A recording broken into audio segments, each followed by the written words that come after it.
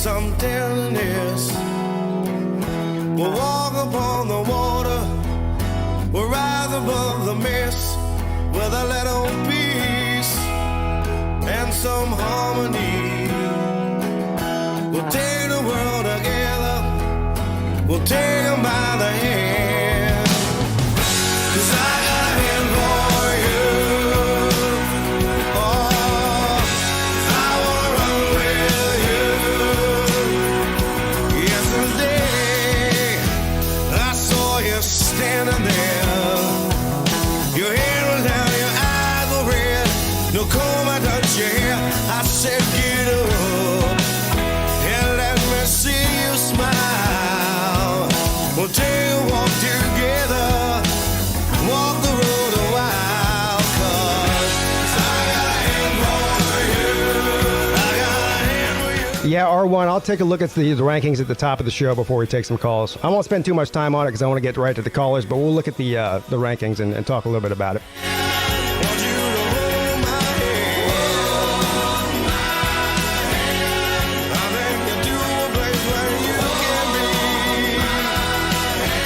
anything you wanna be, because I wanna love you the best that I can.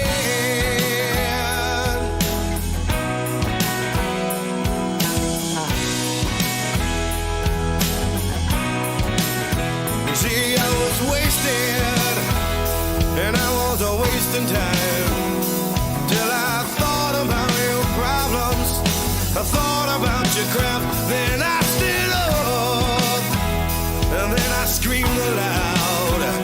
I don't wanna be part of your problems, don't wanna be part of your crowd, no. 'Cause I got a hand for you, I got a hand for you. 'Cause I wanna run with you, won't you let me run with you?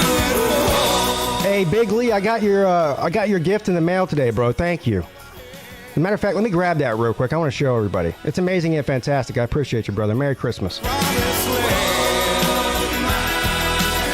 Maybe we can change the world, but I wanna love you the best that I can.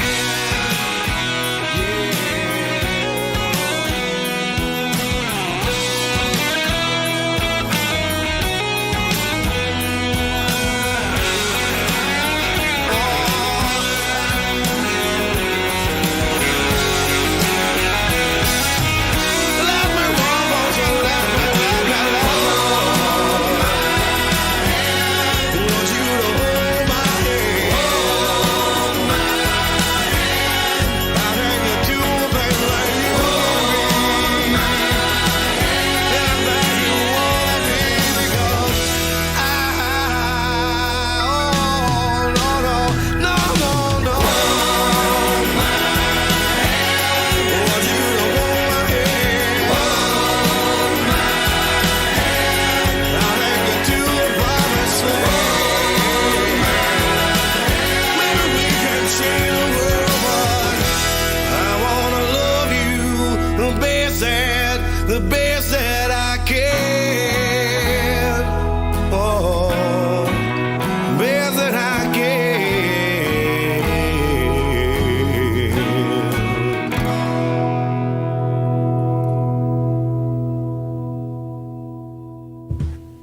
I apologize. It wasn't the real Big. It was Let the Big Dog Eat. My bad. Yeah, Let the Big Dog Eat. Not real Big Lee. But thank you too, real Big Lee. Time, why you punish me? Like a wave crashing into the shore, you wash away my dreams. Time, why you walk away? Like a friend with somewhere to go, you left me crying. Can you teach me about tomorrow and all the pain and sorrow running free? 'cause tomorrow's just another day, and I don't believe in time.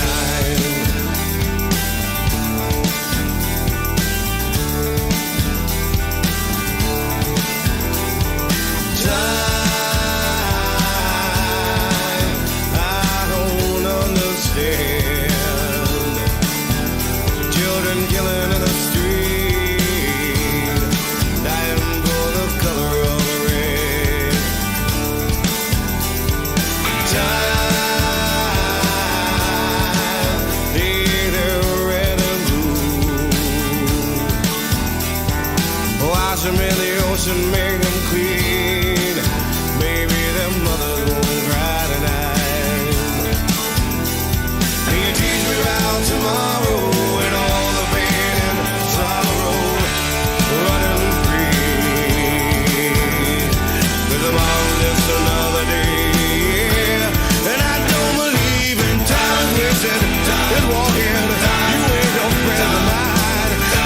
We got 26 in here. We got 8 likes. Come on, guys. Hit the like. It's free. YouTube cares. I know I don't, but YouTube really does.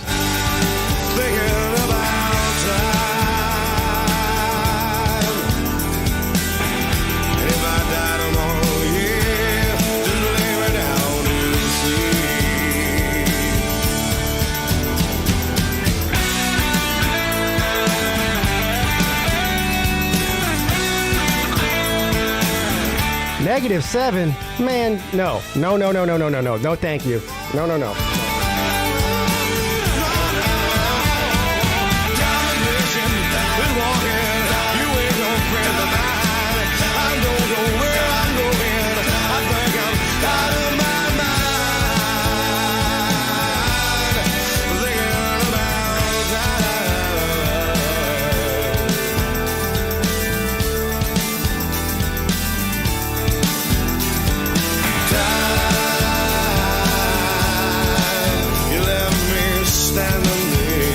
Yeah, we're looking at 20 degrees or maybe even in the teens, maybe 18 or 19 degrees. It's either Saturday morning or Sunday morning. I don't know. This weekend.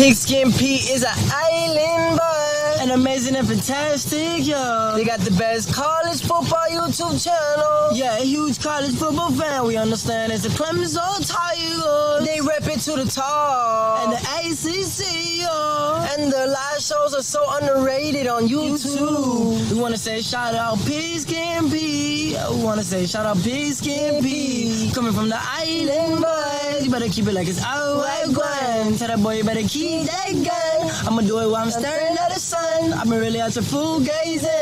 I've been in the pool, I'm staying. I'll pull it like a super saiyan. Yeah. And you the best, so keep on going. Don't let no one stop you, yeah.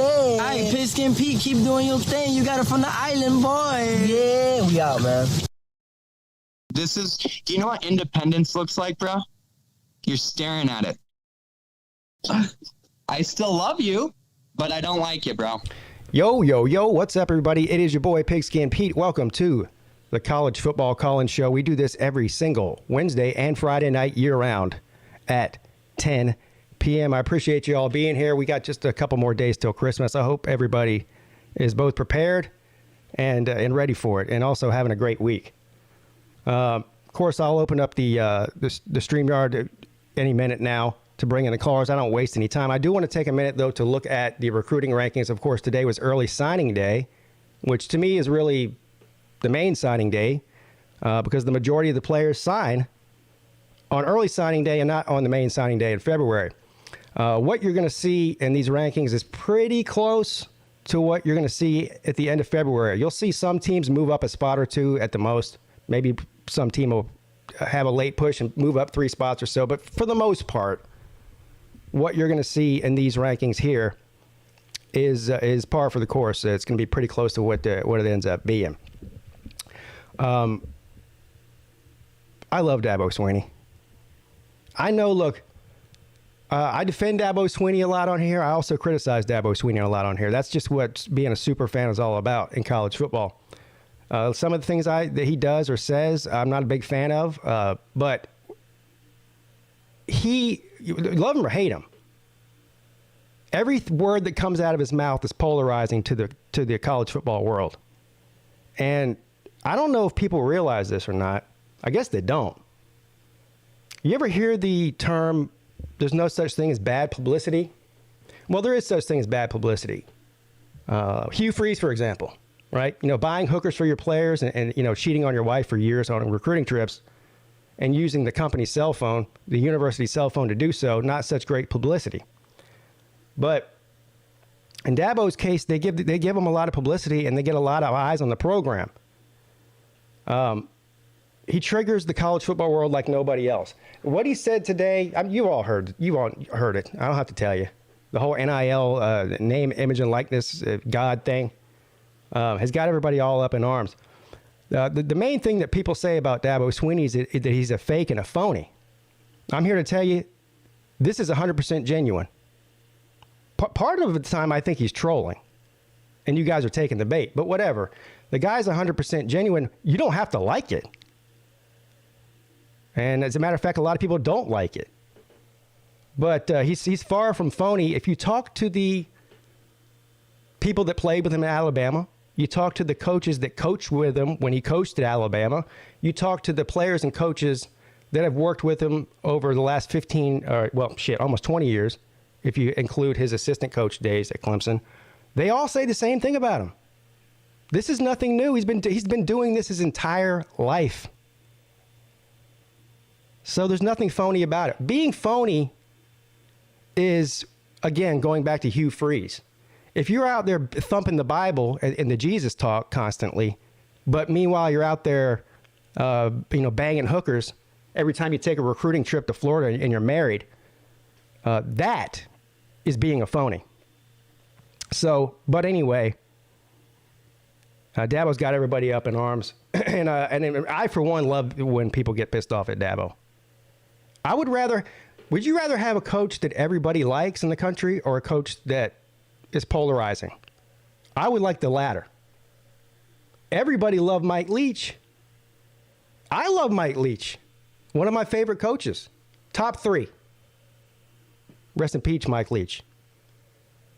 Mike Leach never stiffed a championship. Mike Leach never even come close to winning at the level that Dabo Swinney has in his career. Not even close. So you can hate him all you want. And I for one love the guy. He's hilarious. He's creepy as AF. All right. Hey, Jay, kiss them rings, son. Kiss them rings. And the rest of you haters, too. That's right. Let's take a look at the recruiting rankings real quick, and then, of course, I'll start taking some phone calls. What do you think about that? If you want to call in, the StreamYard link is in the description of the video. It's not hard to use. I've noticed, when did I stop using the call-in studio? I don't know. It's probably been about 6 months now. I can't remember. But for years, I did a call-in number where you actually called, a number. ever since I switched to the StreamYard thing, there's a lot of people that used to call in that don't call in anymore. It's because they don't want to use StreamYard. I don't know I don't know what they think it is, but it's the same exact thing as making a phone call. It's easy. You click the link, you enter the studio, you choose whether or not you want to put your camera on. Just turn the mic on. That's all that matters. And you talk into your cell phone like you would a phone call. It's very easy. And frankly, it's more clear sounding than the call-in studio was.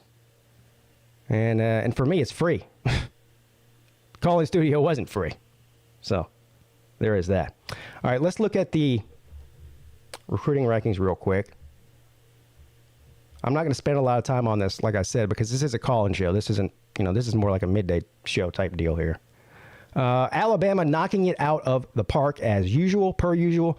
27 commits, 6 5-stars. Good God. Hey, you guys remember? I know you do. It's only been a couple of months. Oh, Nick Saban's lost his touch. He's too old. He doesn't know what he's doing. Alabama's going to go in the toilet.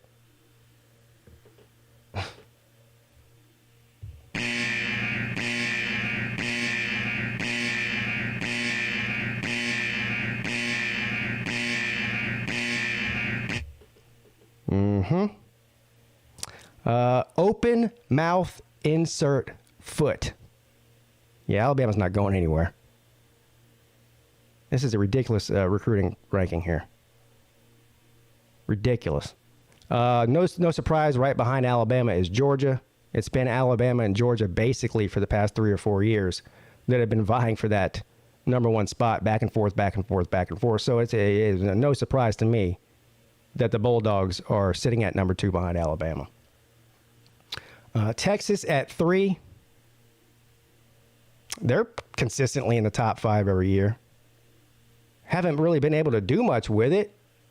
Not much consistency with that program. But nonetheless, it starts with recruiting. And they are doing that. Miami at 4. This is the most surprising one, I think, to most people. I mean, is there a worse team?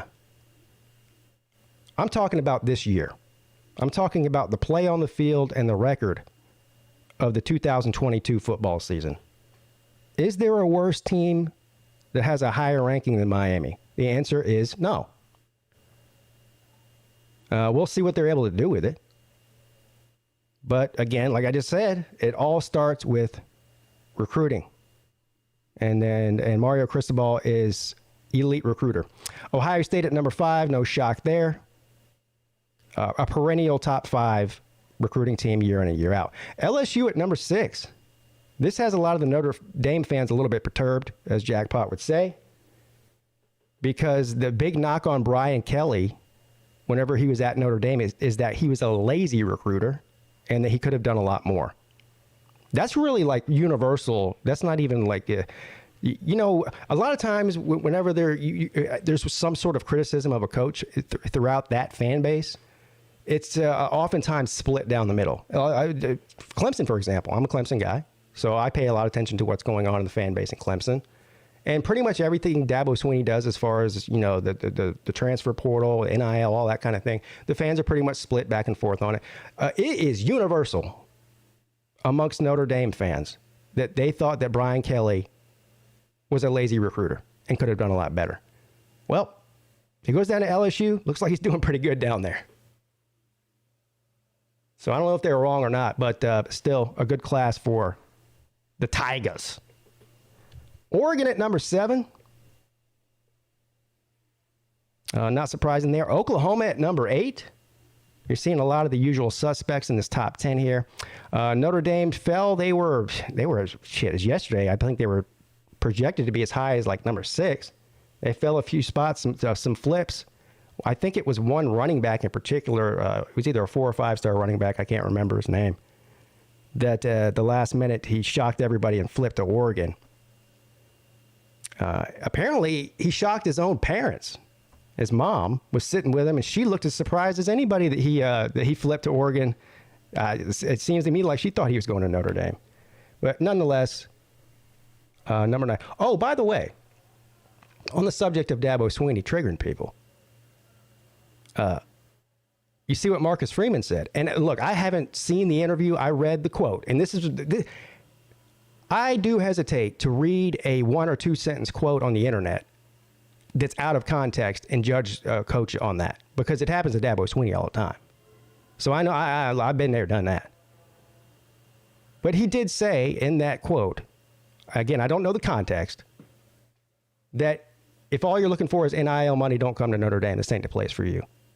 And so the message boards on Notre Dame, or on Twitter anyway, were blowing up with fans going back and forth at each other like, oh shit, we're screwed.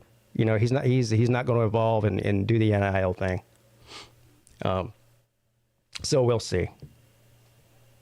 I still think Notre Dame is in a good spot with Marcus Freeman. That's just me. Tennessee at number 10. Josh Heupel putting together a top 10 class most likely. Clemson sitting at number 11 with 1 5-star, 18 4-stars, and 6 3-stars. This is right around what Dabo Swinney's average in his head coaching career at Clemson. For anybody who follows recruiting, they know that. So, well, let's take a look at some of these players for Clemson real quick. And then I'll move on to the calls. I'm not going to go through the whole top. I mean, I'll be here all night if I just keep going. I wanted to go down to Clemson, obviously, because I wanted to speak on it a little bit. Peter Woods, 5-star, probably the highest rated recruit in this class. Also, Christopher Vizina, quarterback. He was a 5-star for the majority of the year. They dropped him down to a 4-star, whatever. And Vic Burley also was rated a 5-star, dropped down to a 4-star, at least for 7 sports. Probably the 3 best players they have.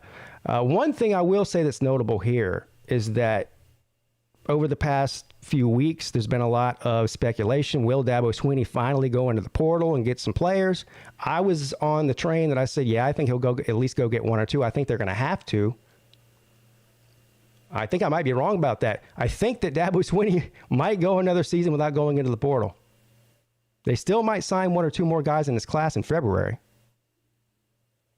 And on top of that, Dabo mentioned today in his presser several guys that they thought were going to head off to the NFL that are staying.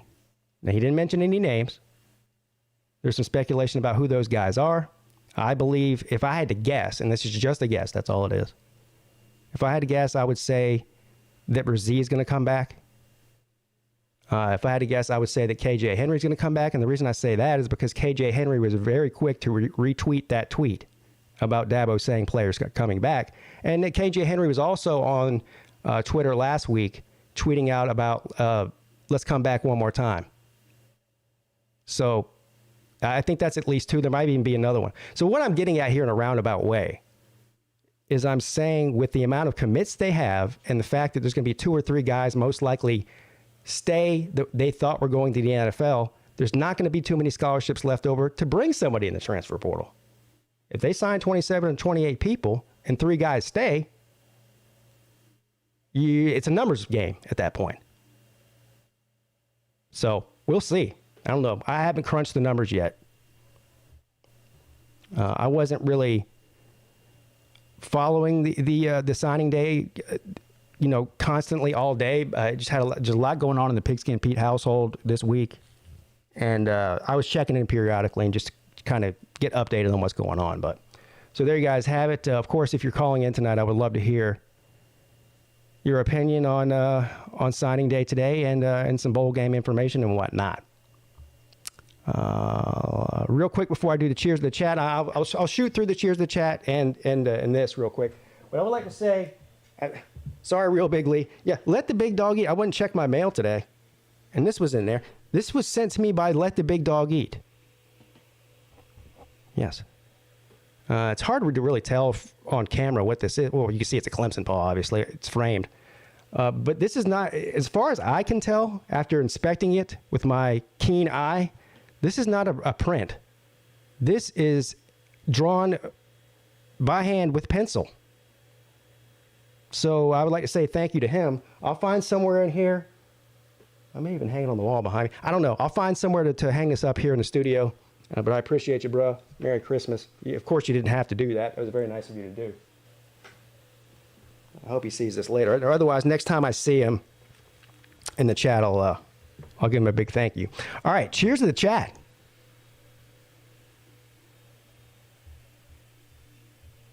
Real quick, though, before I do cheers in the chat.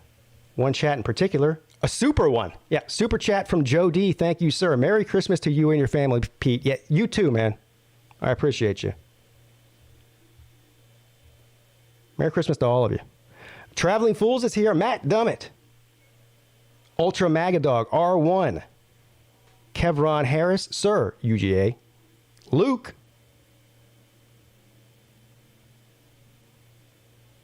The real Big Lee. Craven Moorhead, R1. NCAA Orbit, Cody Hankins. Let Go Alabama #1. Sign and day. Yes. SEC Dog. Jeremy Garrettson. Holy shit, it's cold. Oh, my God.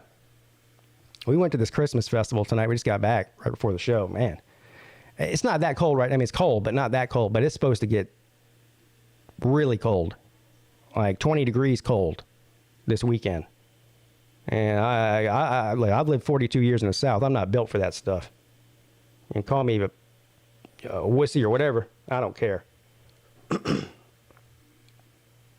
Mrs. Peete is here. The Mad Tea Sipper. Any chance the championship trash talkers make an appearance? Who's that? What's up, Nature Boy? Tyler Purvis. Peter Woods and Vic Burley will be a better duo than Dexter Lawrence and Christian Wilkins. Well, that's a hell of a statement there, my friend. You're talking about two of the GOATs. But, yeah, I'm excited about both those players. Very excited. What's up, Stingray? Ferris? Dog behind enemy lines? Pastor Dave. Look at all you fine people showing up tonight. B. Bean, Jay Shipes. Jay Shipes, one of those people who likes to cry about Dabo Swinney constantly. Harry Legg. Esso. Dabo believes every word he says. And yeah, that's, again, you don't have to like him. I respect genuine people, as long as they're genuine and not full of shit. And I believe that Dabo is genuine. And all being genuine is being true to who you are. And I believe that's who he is. You know? What's up, Ray Bob? Jerome shit talking Pruitt. Dominic the Fast Speedy Wolf. Yeah, Oregon got a couple of flips today. I forget. One of them I know was from Notre Dame. Another one I believe may have flipped from Ohio State or something. I can't remember. But yeah, they pulled a couple fast ones at the end there that nobody expected them to get. And they moved up the board a little bit. Mary Rickmus, also known as Rick Sanchez. Dabo, the ACC Joel Osteen. No. That's Joel Osteen, another one. Phony. Not genuine. Big Mick. Class rank does not always equate wins. Well, that's a fact. We just got done talking about Texas A&M, Texas, several other teams, which again makes what Dabo has done at Clemson even more impressive with an average recruiting ranking of somewhere around 11 or 12 over the past 15 years. And has been the second most successful coach in the win column and every other column that matters over the past 10 years. So what does that tell you? Gerard, I hope I'm pronouncing his name right. Gerard, I don't know. Either way, welcome.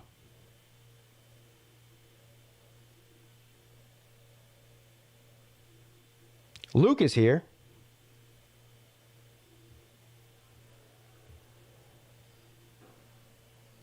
No, Luke, you don't understand what you don't understand what I said. I didn't expect 2 or 3 guys to come back that were going to the NFL. That it's a numbers game.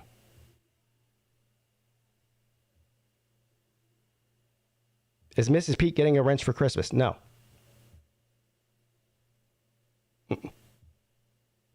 JD Wicks.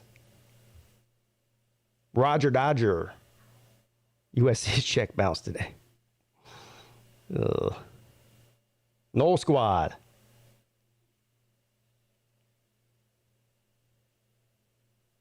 Yeah, that's a good point about the influence of Christianity on the program. You guys might not like it or agree with it or think it's silly or dopey or cringy or corny or whatever adjective that you want to use to describe it when he talks like that. Have you heard his players and coaches talk? They sound like him. So he does attract that kind of player. Believe it or not, I don't know if you guys know this or not, but Clemson does reside in the Bible Belt. A lot of the players, most of the players he recruits, have families that align with his beliefs. Yeah, that's a shocker, isn't it?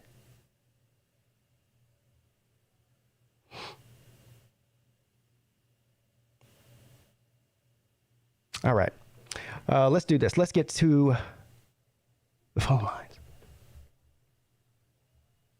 Because nobody is here to listen to me ramble on for 2 hours or look at my ugly face. Of course, I see we got some calls in the back there. I'm going to take them in the order that they came in. Please try to get to your point. I'm not going to be keeping every call on for 10 and 15 minutes. So we like to get our point across, and then we'll move on to the next caller so everyone gets a chance to speak their mind. What's up? You're on with Pete. Yeah, what up, sir? How are you doing? What's up? Who are we speaking with here? Tell the people who you are. This is Bowling with AC speaking, and I legally have to trash talk Florida. Okay, go ahead. Florida, what were y'all doing? You made what Uncle Lou, in the great words of Uncle Lou, likes to call a Pac-12 tree-hugging school, and Florida State look like your bitch. I think by the third quarter, Florida went back. Oregon State made Florida go backwards 8 times on offense. Oregon State's defense had 8 negative plays. This Jack Miller looks even worse than Anthony Richardson, if that's somehow possible.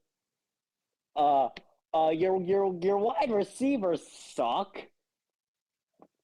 Oh, and by the way, Florida, you're not making a bowl game. Okay, you're not. All right, Graham Mertz is a shinier piece of shit than Anthony Richardson and Jack Miller. That's what he is. Can I ask you a question? Still sucks. Why are you so hung up on Florida all of a sudden? What's the deal? What's your beef with them? You're a Michigan man. I know I am a Michigan man. Yeah, I'm just asking. I mean, there's no wrong answer. I'm just curious. You know, what's your hang up with Florida all of a sudden? Well, sir, they kicked a field goal for moral and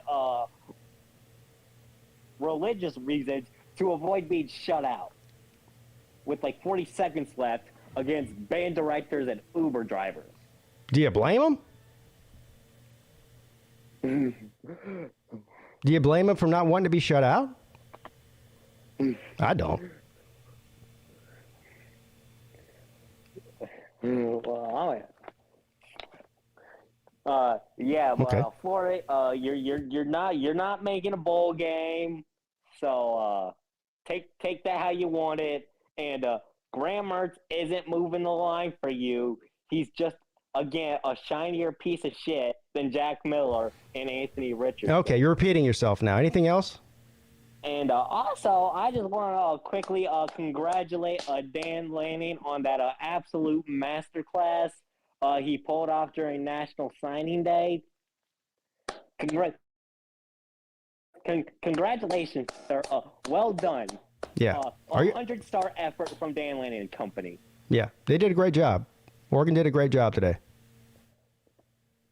Yeah, flipping Peyton Bona and Jane Lamar, getting Mateo Uiagalelei and yeah, I forgot to mention that. Thank you for reminding me about that. Yeah, so Mateo Uiagalelei, the younger brother of DJ. I'm not surprised. I mean, I thought he was either going to go to USC or Oregon, and then I think third I had Ohio State. But yeah, he chose Oregon. No surprise there. So congratulations. He's that guy's a monster. That guy is a monster. And he also got Baylor's commit quarterback to flip him too. Yeah. Man, they basically trade Dante Moore for Bo Nix coming back and all those other recruits they just got, plus maybe David Hicks. Yeah. What an absolute masterclass by Dan Lanning. All right. Well, I appreciate the call, Ball with AC. I'm going to move on. With some good points there. All right. All right. Appreciate you. See you next time. Ballin' with AC, everybody. For some reason, Ballin' with AC has a hair up his ass about Florida. I don't know what that was all about. He's kicking the program when they're down, man. What's up? You're on with Pete. Oh, hey, Pete, what's up? Hey, what's up? Who am I speaking with? Dominic, the one who was in the chat earlier. Okay, what's up, Dominic? Man, National Signing Day was at the top at its finest again. Like, this was a great National Signing Day, especially for Oregon. Wow, they got some good players. I can say that. Yeah, I think it's safe to say that pretty much anybody is in the top 10 or 15 got some good players. But yeah, they raked in some of the most highly recruited players in the country. They sure did. They did. But as usual, Alabama #1, Georgia #2. No surprise there. No surprise there, obviously. But LSU, they are definitely a team in good recruiting. So, but who'd have thought Miami would have been up there? Obviously, I didn't. Well, so I'm not surprised that Miami has a top 10 recruiting class because that's what Mario Cristobal is known for. Right. He's an elite recruiter. I'm surprised that they're up in the top 5, though, at this time in his coaching career at Miami. And yeah, considering the season they had. Yeah. And I obviously got to say for your Clemson Tigers, you guys definitely got some good players up there in Clemson. So you guys definitely got some good players. Oh, yeah. Continue to knock it out of the park with the quarterback situation. Now, look, I know people are going to say, what about DJ? Yeah, okay. But you can't win them all. But year after year after year after year after year, they just go out and get 5-star quarterbacks. Yeah, especially that one quarterback who was a 4-star that I saw. What was his name again? Which one? What are you talking about? You talking about the transfer? Or you talking about Vizina? The one you just mentioned. So Christopher Vizina was the one they signed out of high school, and they got a transfer, Paul Tyson, who was a grad transfer that used to play for Alabama. Yeah. Back in the day. Yeah. Yeah, that's where I was getting at. Yeah. I don't think Paul Tyson's going to see the field at Clemson. Look, if Paul Tyson sees the field at Clemson, it's things that went horribly wrong. I think he's going to be third on the depth chart. You know, if you remember the situation last year, you had DJ was, the incumbent starter, and then you knew that Cade Klubnik was going to be the hotshot freshman coming in to nip at his heels, and he was going to be second string unless he beat him out. Right. And they really didn't have a third string quarterback. So they went out in the transfer portal and got Hunter Johnson, who used to play at Clemson and then transferred to Northwestern, and he was a grad transfer back to Clemson. All that was a security blanket. You got to have at least 3 guys that can play, at least. So that's what they're doing now. That's what this Paul Tyson transfer is about. It's the same situation as what we saw with Hunter Johnson last year. And I think you'll see the same situation. We didn't see Hunter Johnson take any meaningful snaps. Hell, he hardly took any snaps at all. Yeah. So that's what you'll see with him. Yeah. Most likely that's what we might see with him from here on out. Well, Pete. Hold on real quick. Yeah, I'm going to let you go, but I want to hear one thing from you. I want to hear one thing from you before I let you go. First of all, let everybody know who your team is. My team? Yeah. Is Virginia, the Cavaliers. Oh, okay. Yeah. How do you feel about Kobe Pace transferring to reunite with Tony Elliott? Honestly, Yeah, I'm glad we got the guy. he should be.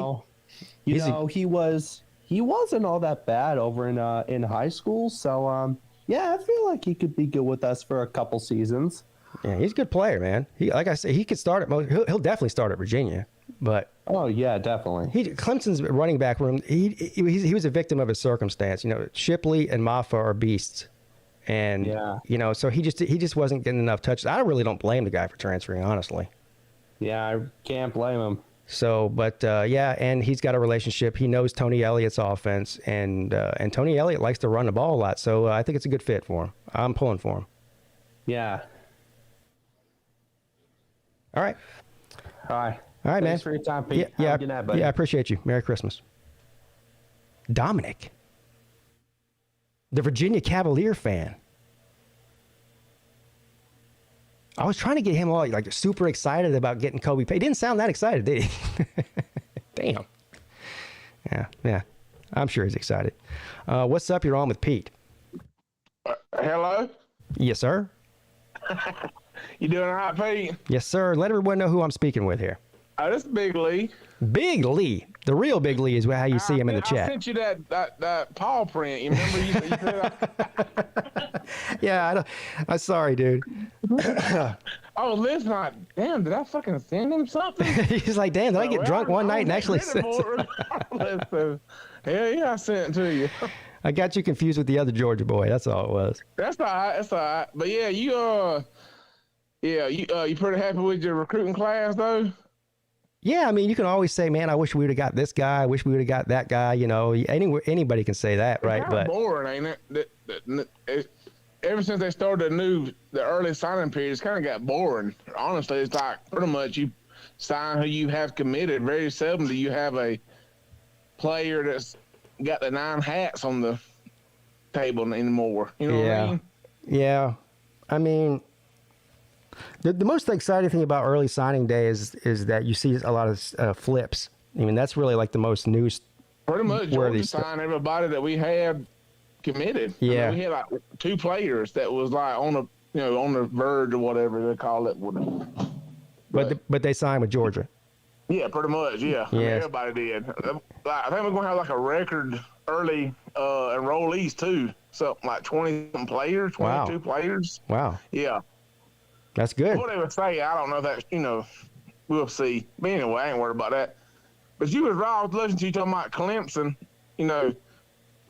Clemson recruited in like the 15s and 20s for a while, but they hit on the quarterback and wide receivers for a long time. That's really what got them to the national championship game. Well, they don't realize that. Yeah, they hit a lot on quarterback, wide receiver, and also defensive line. Defensive line, yeah. I mean, but y'all was recruiting in the 15, 20s ranges, somewhere around there, Right. He had a couple around there, but most of them have been top 10-ish, hovering right around 10. But at the time when y'all won one, people don't realize that y'all like the only team to ever win one to not have like a top number 1 class ever. They still haven't had a top number 1 class. Yeah, the highest recruiting ranking class that Dabo has ever put together was 3.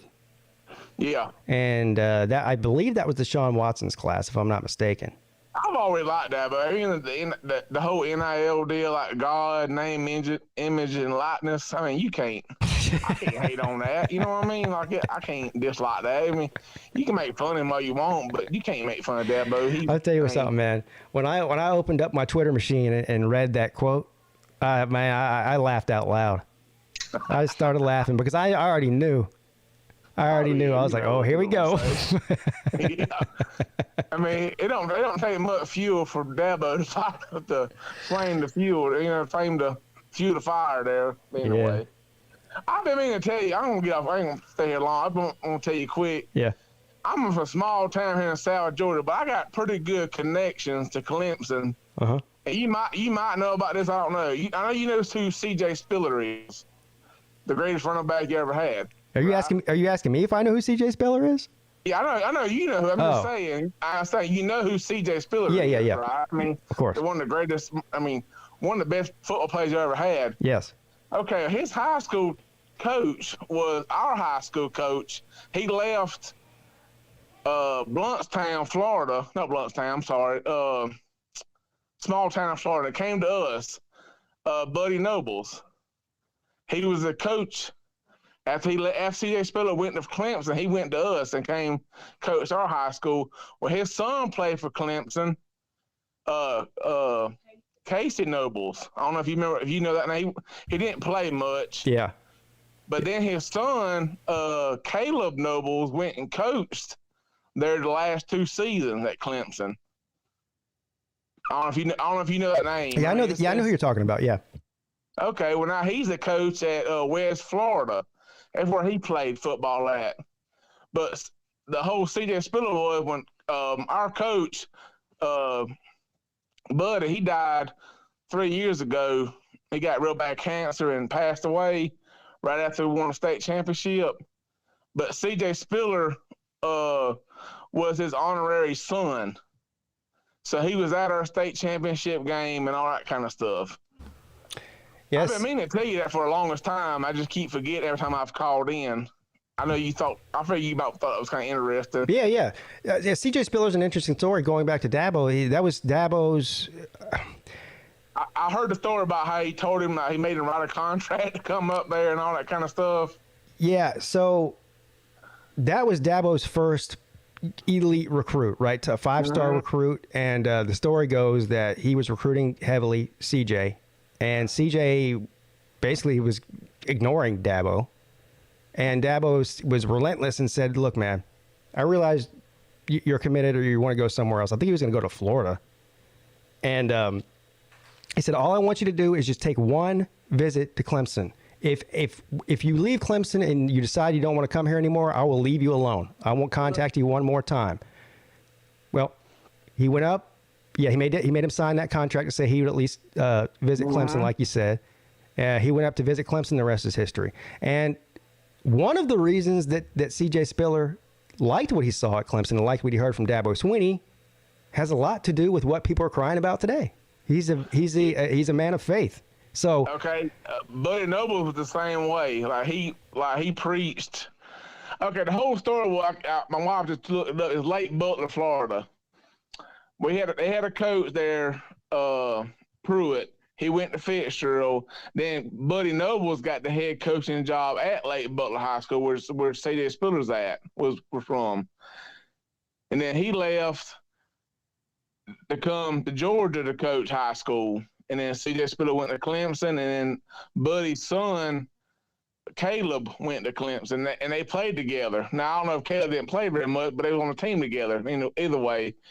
But anyway, I just always thought it was interesting. I was going to tell you next time I got a chance that, C.J. Spiller, I liked him when he played at Clemson, but he's very close to the Irwin County football program down here in South Georgia because of Buddy Nobles. When he died, when he passed away on his, C.J. Spiller was his honorary son. And he came and talked about Buddy Nobles, how much he was almost like a father to him. Okay. I just figure you would be interested in that because I know how C.J. Spiller is around Clemson players. Oh, it's like C.J. Spiller's a legend in Clemson.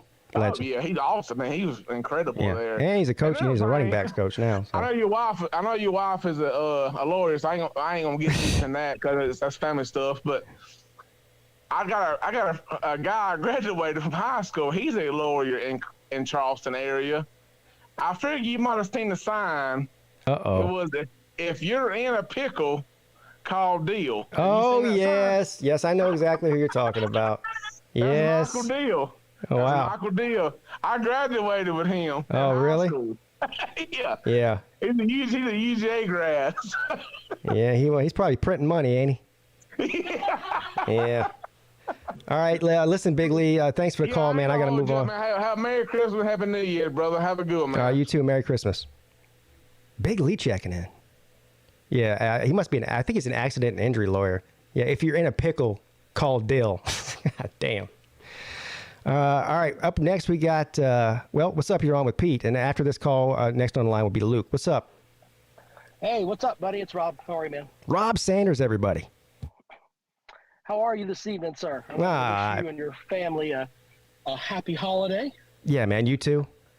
And I wanted to vent for just a second. Because it seems like, we had the National Signing Day today, and I didn't really get into this much on our program, the Rob and Kale Show, earlier. But there's just an overwhelming sense of maybe it's just the stuff I see on Twitter, maybe it's just the some of the beatings that I take from the comment section that's on our show and throughout, and it's like, man, Clemson's lost a step. Clemson's lost a step. Let me make sure that people understand, and I'm gonna put this declaration out there. And I enjoy your videos where you put out the state of the fan or whatever. I think those are great. Thank you. But from my perspective on this, if you are not the Georgia Bulldogs or Alabama, take your ass to the back of the line. Clemson's a level below them. They haven't lost a step. They're winning 10 games every year. Is the South Carolina loss an embarrassing loss? Yes, it is. To me, that's like in line with losing to Vanderbilt in my mind. Because South Carolina's been a crap program for a long, long time, and the fact that they went into Death Valley and won is an absolute embarrassment. Now, I think Coach Swinney's going to remedy that. I really, really do. If I don't think that he did, I'd be like, hey, you got to go. But for people that want to mock Clemson for where they are right now, especially the Tennessee folks, let's just step back into time just for a second. Let's wave that little let's play the little harp, and we'll step back 5 seasons ago. When Tennessee couldn't win a conference game, they couldn't beat Vanderbilt, for God's sake. Football is an intramural sport at Vanderbilt, and the mighty Tennessee Volunteers, 87,000 people, 4 teeth among all of them in that damn stadium, they could not beat Vanderbilt. And yet they think that they're going to run their mouths to the Clemson Tiger, which is a blue blood program. And they're going to sit here and continue to run their mouth. Oh, you guys don't have a chance. Joe Milton's going to go out there and he's going to throw for this. You know what? Prove that to me. Give me the guy that looks like Leave It to Beaver on the sideline over there. Let's see if he can out-scheme the folks that are up there at Clemson, because I don't think that he can. I'm tired of hearing this nonsense just because, South Carolina beat them and they lost that game to Notre Dame, and now the Clemson program is slipping away. No, sir, it's not. Well, Dabo Swinney's up there. He's winning games and saving souls, and these people can't deal with it because their program, especially at Tennessee, which, by the way, fun fact, the most sanctioned program in the SEC in the past 20 years. All they know about is cheating. They don't know about winning. They cheated like hell, and they couldn't win. Biggest cheaters in the conference, and they couldn't win. And yet they're going to come and run their mouths about Dabo Swinney and his thoughts that were out there, which, by the way, his earlier thoughts on NIL all came to fruition. All the coaches thought that. They just didn't want to do it. But anyway, I wanted to put that out there. If you're not Georgia or Alabama, please shut your mouth. Just shut it, because you're not even on the same level as where the Clemson football program is. You're striving to get there, and right now you're not. Anyway, that's what I wanted to kind of throw out. Yeah, look, you're right. Feel a little better. You're right about the South Carolina loss. It was embarrassing to Clemson. Clemson clearly a better team, and but as far as Tennessee goes, if I remember correctly, didn't they get completely blown off the field? And we're talking about when they had both Hooker and Hyatt by South Carolina. Yeah, they got blown off the field. South Carolina, and the loss to Georgia I get, because Georgia is right now. Everybody's striving to be the Georgia Bulldogs.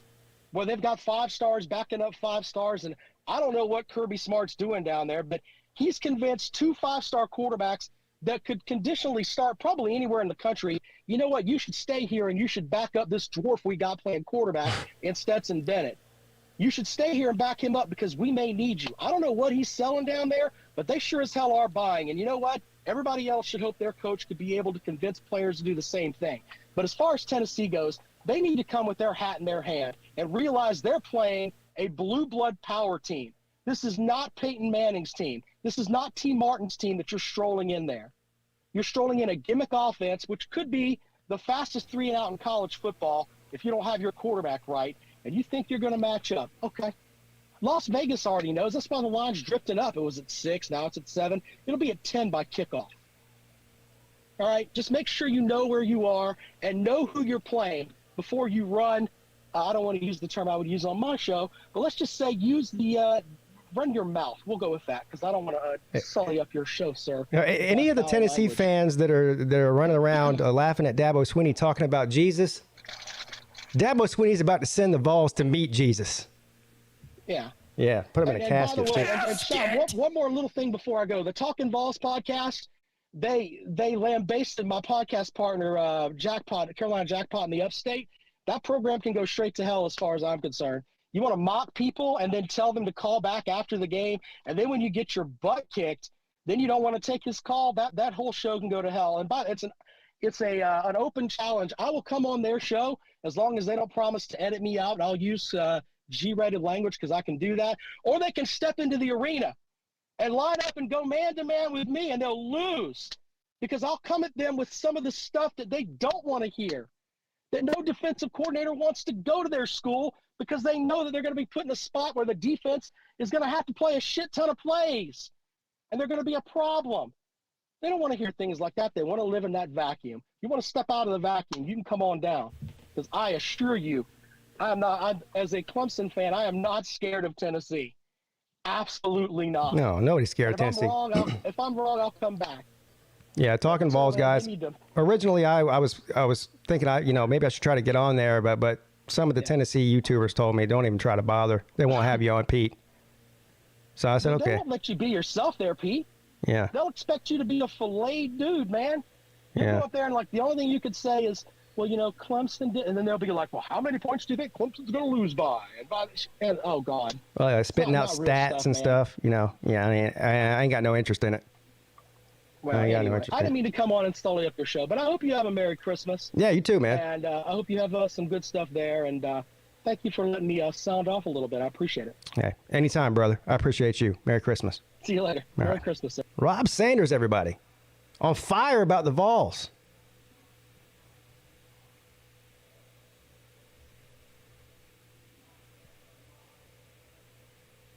Man, the Vols.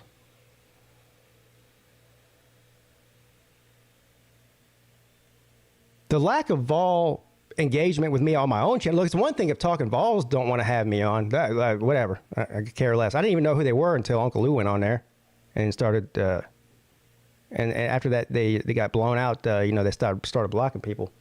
But it's a whole other thing. I know a bunch of them watch me. I don't know why they don't come on here. It's an open forum. Even a Vol man knows how to click a link, don't they? Well, maybe they don't. I don't know. Speaking of Vols, though, I will be on the Bay Day channel tomorrow night at 7 p.m. I guess that's where I'm gonna have to do my shit. I guess I'm gonna have to take out all my hate for Tennessee in this game on BVD. Poor BVD. Dying, right? Oh my God! Oh my God! Oh my God! I'm in my underwear, and Tennessee hit a grand slam walk-off home run. Clemson fans piss me off. What's up? You're on with Pete. What's up, Pete? What's up, Luke? How you doing, brother? I'm good. I wish my program was built in the name, image, and likeness of God, but other than that, well, it's funny you say that because yours is. Talk about the pot calling the kettle black. Your head coach is Mac Brown, dude. Mac doesn't talk about God like Dabo does. Oh, please. Of course he does. He doesn't. Yes, he does. Have you watched the Mac Brown press conference? No, I don't watch. I've never seen a press conference from Mac Brown in my life. He's not. Just like I've never seen a football game in my life. But I can't fault Dabo for doing it if he believes in it. I just think it's funny. You know what I think? Seriously, though? Dabo Swinney came up with that quote probably weeks or months ago, and he was just waiting for the time to pull that out of his pocket. You could even tell by the sound of his voice and like the look on his face when he said it. You knew that wasn't off the cuff. Look, man, he planned to say that. Yeah. That's why I say he's kind of a little bit of a troll in some ways. I know he's 100% serious about it, too, because he managed to keep a straight face. Yeah. It was hilarious. It's great. One of the funniest clips I've seen of Dabo. Of course. Actually. He's got, look, Dabo, they call him Daboisms. He's full of all of them. He's full of these one-line quotes that gets everybody up in arms. You know, the BYOG, bring your own guts. Yeah, putting the chips in the bucket, all that stuff. Yeah, the all-in. He's got a million of them. But that one's going to shoot right to the top of the list. You know, once he said that it's going to live in infamy for the rest of his career. You're going to hear that all the time now. Yeah. Yeah, and that's why I love it. It's great. Yeah, he knows social media. He knows we'll go viral, and he just says it. Yeah. Well, he ain't on social media. I don't even think he knows how to use it, but but he knows everyone else does. I think there are people around him that tell him what happens when he says stuff. And Yeah, he just knows. likes Well, to he mess knows. with people. Yeah, he knows. But all publicity is good publicity, unless you're, like I said, Hugh Freeze, and you're out. Your publicity is, you know, cheating on your wife with hookers. That's not good, but It is publicity, though. it is. And hey, look, he got the job at Auburn, so I guess well, you know. Yeah, he's upgraded in life. I feel like Auburn's a better job than Ole Miss. It is. You're right. You're right. The best thing about Hugh Freeze, though, is when he coached that game from the hospital bed. Now, that's GOAT status. Was that Hugh Freeze that did that? Yeah. At Liberty, they wheeled his ass into the or whatever, the coach's box. No. In a hospital bed. I've always seen that clip where they zoom out from the hospital bed. The funniest part of that broadcast, I wonder if I could pull that up. The best part was they, you know, during the broadcast, they're like, oh, Hugh Freeze, you know, he's in the hospital, and they zoomed up in on the coach's box, and he's looking out the coach box window, and he knows the camera's on him, right? He's laying there in his hospital bed, and he just gives he's smiling and gives us the big thumbs up, you know, like, Yeah. it's like, bro. Oh man. Anyways, so tell us about the Tar Heels today. I mean, it was a boring signing day. All of our commits signed. That's not boring. That's good. Yeah, I guess, but I mean, it's not exciting like getting all these flips from other schools and stuff. We got a transfer that I was really happy about from Kent State. He's a 1,000-yard receiver and played really well against Georgia, so I was happy about that. But other than that, it was just a normal signing day. The class is kind of disappointing compared to what we usually do, but it's not a bad class. Forgive me for not knowing this. I know I just looked at. Well, I'll look at them right now. We're 26. 26. Let me scroll down here. Yes, North Carolina. 20 commits. 6 4 stars, 14 3 stars. What were you guys last year? I feel like you guys had a better 11? class. Yeah, you had a good class last year. That was the best class I think we've ever had. We had 2 5 stars and a bunch of 4 stars. That's kind of disturbing because, I mean, Mac Brown is a good recruiter. I mean, that's part of the reason they brought him back there because of his, you know, status in recruiting. I think it's mostly because of how disappointing last year was. Well, but hey, again, how disappointing was last year for Miami? They're number 4. I know we don't have the recruiting funds that Miami does, though. I don't know why people keep saying that.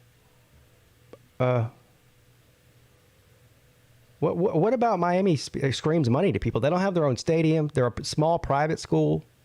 Well, they have a booster that's paying a lot of money to recruits. And you know that how? Because they took one of Carolina's recruits for $450,000. That's been confirmed, or it's been a rumor around It's Chapel Hill. Well, it's a thing in Carolina. It's all but confirmed he left for an NIL deal. The actual amount is uncertain, but most people think it's $450,000. Yeah, I take a granted when people start naming these numbers and shit. I don't know if I believe them or not, but whatever. Okay. I mean, he left for an NIL deal. I'll just say that. I've never heard anybody like talk about Miami as some kind of big money school. As a matter of fact, I've heard the opposite. I mean, that's been their issue up until – that's the reason they brought Dan Radakovich in from Clemson, the athletic director, is because, you know, he's a money man. He's a fundraiser. That's his biggest forte. But I mean, it's not the university paying these players, it's boosters. But, well, a collective – see, this is where it gets gray. And I don't pretend to be an expert on NIL. I'm not. But that's what makes it so frustrating is it's a hard thing to figure out. Basically, what a collective is you have boosters or whatever, businesses – that throw money in this collective. And to me, it sounds like the universities are basically deciding how this money's doled out and to who. You know what I mean? Yeah, I mean, that's pretty much how I think it is. Yeah, so in a sort of roundabout way, they are kind of paying to play. It's not their money, right? It's not the university's money that's paying the players, but they're sort of deciding where the money's going, so it's kind of the same thing. Yeah, it's not like the booster is going to give $1 million to a player that the coach isn't recruiting. Yeah. I feel like that, yeah, Miami might have some big money boosters, but I also feel like that there's got to be some North Carolina big money guys. I mean, Mario is a great recruiter, too. I think they would have been top 10 anyway. I just think the money boosted them up even higher than they would have been. Or maybe it's just North Carolina puts all of their eggs, or as far as paying players into the basketball pool. I don't know. Tell me. We haven't done that well paying players in basketball either. That's really? Kind of the problem. We're not a big NIL school yet. Okay.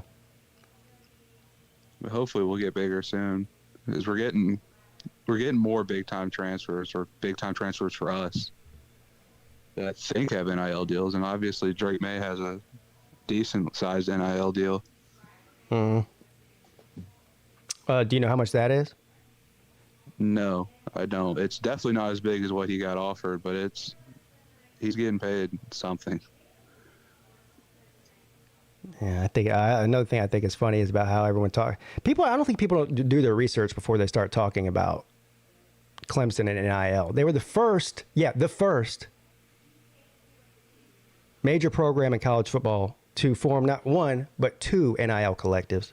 And there's a bunch of players on Clemson's team since this thing started that are getting paid. We have a bunch of guys doing like regular NIL deals, but I'm talking about the other NIL deals. Before this season started, reportedly, DJ got $1 million NIL deal. The Dr. Pepper thing? No, that was last year. I'm talking about this year. So I don't know who it was through. But and then there's a bunch of guys getting paid on there. So they're clearly not against NIL, which is what made what Dabo said today so funny. Because he didn't address that. He went right to the name, image, and likeness of God, which was hilarious. So yeah, when I first heard him say we've been doing NIL for a while, I thought exactly he was going on a Jimbo Fisher route. Well, I thought he was going to say what I just said when I first read that line. I thought he was about to say, yeah, we've been doing it for a while. We were the first one to have 2 collectives, and then he went down to God route. So yeah. Anyway. I'll let you get to other people since the chat seems to hate me, but I don't have anything else to say anyway. The chat hating you, it doesn't matter. I mean, especially SEC dog. I guess you didn't like my 12-team playoff. Half the chat hates me. I'm the one hosting the show. You can't worry about that. Yeah. SEC dog says negative 5-star caller. How about you call in SEC? I don't even think SEC dog's ever called in. No, I don't think so. No, he hasn't. Oh, the chat did bring up Cormani McClain didn't sign with Miami today. That was surprising. Who? It's the number 2 player in the nation right there. And there are rumors that he's going to Deion Sanders in Colorado. Oh, yeah. What about the, I wasn't able to follow, I wasn't on my computer or phone all day just watching this. So I don't, there's a lot that went on that I don't know. So I'm not saying I do, but the guy that I forget his name now, the guy that the number 1 recruit in the country that flipped that decommitted. Travis Hunter? Yeah, Travis Hunter. Did he sign anywhere? He hasn't announced where he's going. He said he was going to announce when he hit 100,000 subscribers on YouTube. Are you shitting me? He's hit 100,000 subscribers and hasn't announced yet. He said he would announce it when he hit 100,000 subscribers on YouTube. Yes, he did. Oh my God. He was at like 76K before, so it was a lot of subscribers. But that is either genius or completely fucked hard. I don't know which one. Well, according to all the people that know the YouTube algorithm, it's not a great idea because those subscribers won't watch all your videos.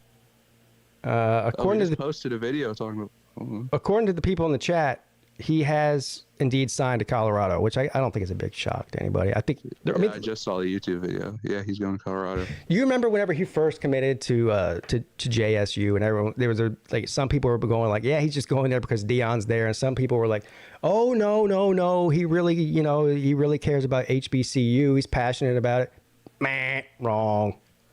He's going there for Deion. Yeah, of course he was.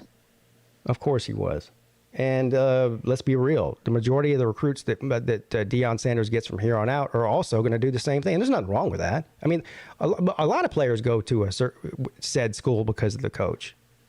I mean, that's to all the people that said the players don't like Deion Sanders. Jackson State just set a record for most players to enter the transfer portal. I think it's 35 or 40 players that entered the transfer portal after Deion left. How about the player that is complaining about Deion rescinding his commitment because he committed to the previous coach? I didn't say that. I'm just asking. Do you have an opinion on that, or? That was my opinion. Coaches do that all the time. That's not an opinion. That's just a statement. Deion did it. If the new coach comes in and doesn't want to recruit some of the guys that the school is already recruiting, so you just pull your scholarship offer. That is not an opinion. That's a statement. What's your opinion on it? Do you like it? Do you think it's a good thing, a bad thing? You're indifferent to it, or I guess you're indifferent to it. I mean, I'm indifferent to it because everybody does it. Okay. And programs don't even hire a new coach, and they'll pull out of a recruitment. Yeah, the problem is it leaves the player in a bad place. I do feel bad for the player.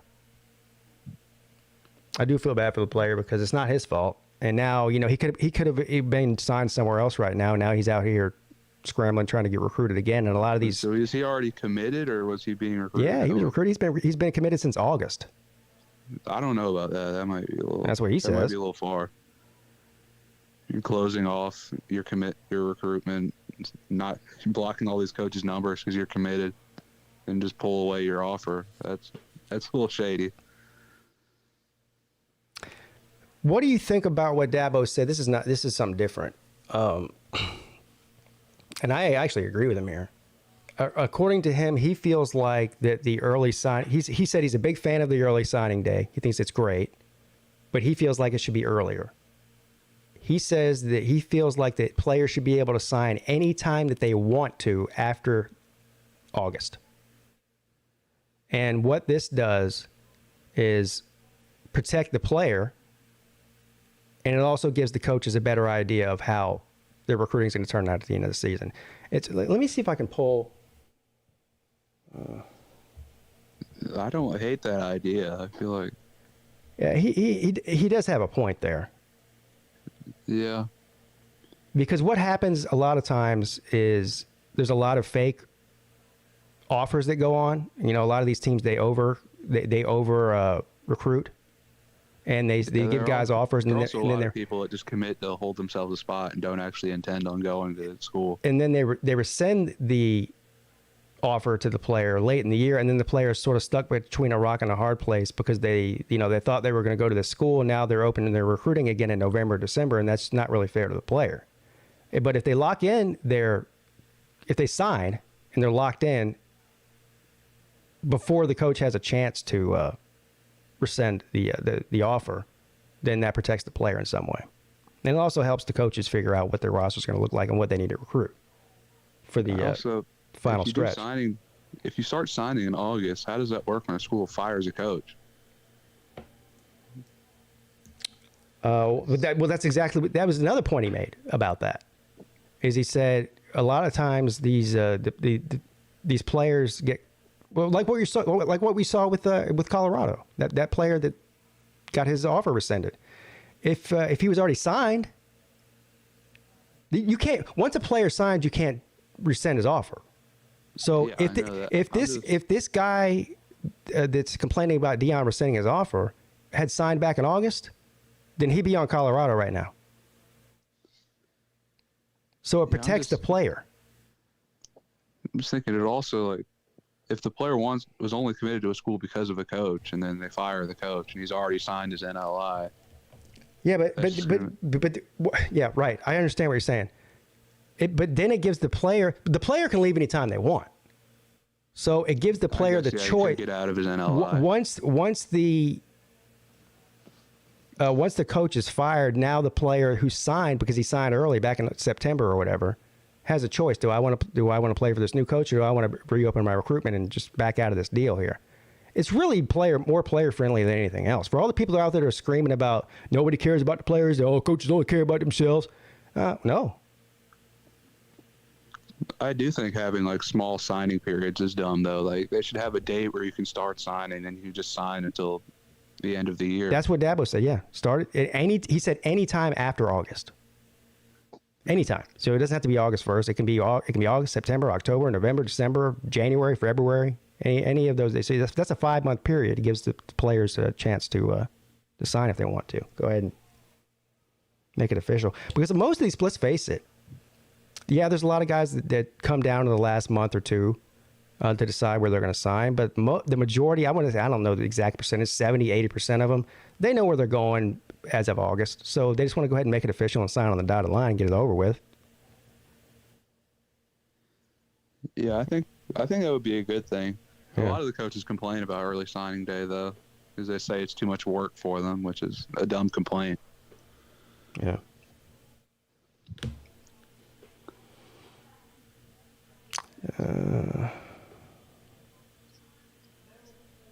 I'm trying to find it right now.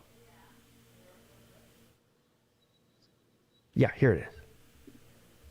I'll read this to you because I'm probably doing a shitty job of explaining what he said. All right, this is from the Greenville News. Okay, everybody. You should be allowed to sign anytime you want. So when he said, it's sad what's going on with high school recruits.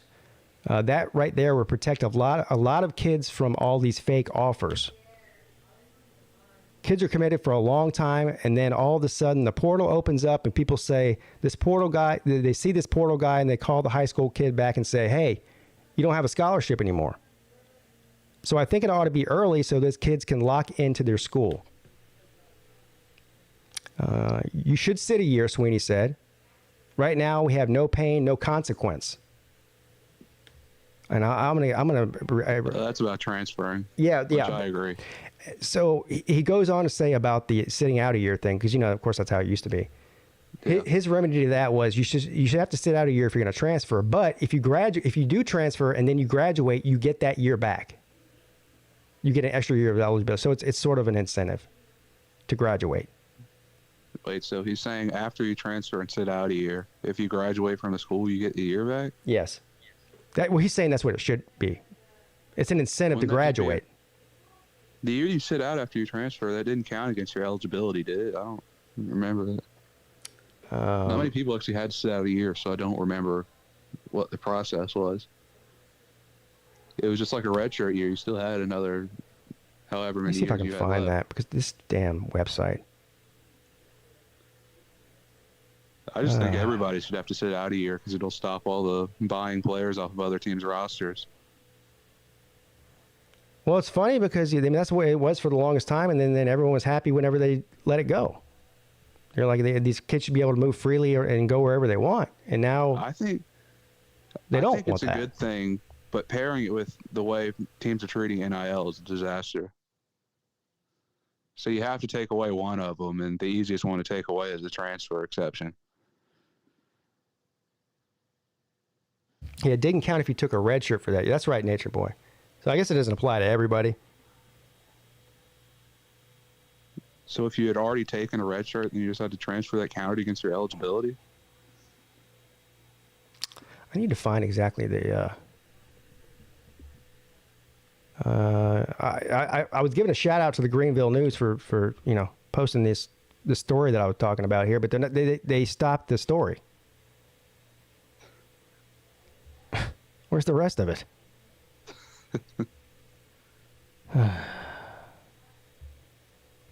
But I mean, I think it's a good idea to do the signing whenever thing. Let's see here.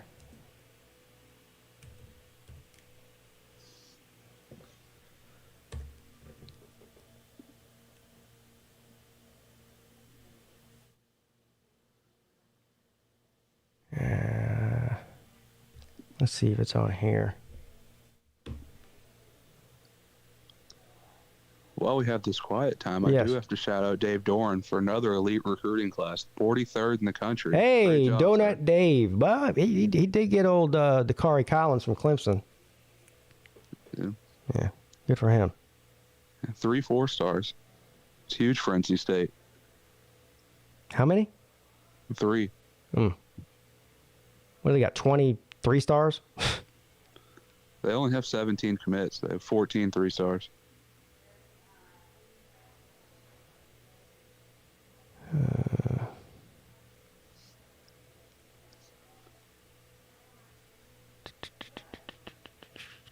Here we go. This is more on the story we were talking about earlier. This is from 247 Sports, or Clemson's 247 Sports. Said if you're not a graduate or your head coach isn't fired, you should have to sit out a year. If you transfer, you can go anywhere you want anytime, but you have to sit a year, and upon graduation, you get that year back. That's what he says. I don't think that's a terrible idea. I do like the coaches fired thing. He says it would cut back some hasty decisions, and you'd see more kids push through. It also helps stop tampering. What's wrong That's with my main problem with it, tampering. I think the kids making bad decisions thing is kind of on them.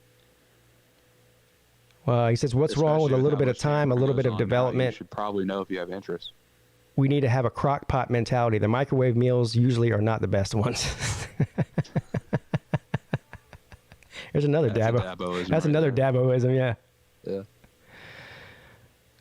He said, likened Paul Tyson to Hunter Johnson, which is what I did, which is really the same situation. The only difference is that Paul Johnson didn't formally play at Clemson, but it's the exact same situation otherwise. He says Clemson was honest with Tyson about that. Tyson had a lot of Group of 5 opportunities, but Swinney says he has values and Clemson wants to coach at some point. So, and that's the same thing with Hunter Johnson. So these guys their aspirations are to be coaches, and they want to be GAs, but they have one more year of eligibility. So I think it's kind of like a deal he's making these players. Like, hey, I'll make you a GA next year, but in exchange for that, you're going to come play on the team this year. I think that's sort of what's going on. It's hilarious that Dabo's using his third-string quarterback as a coach in training. Yeah. Does that surprise you? It doesn't surprise me, not with him. No, that's a very Dabo thing to do. Yes, absolutely. I'm not saying it's a good or a bad thing, but it's definitely a Dabo thing. Yeah, there you go. That's pretty much it.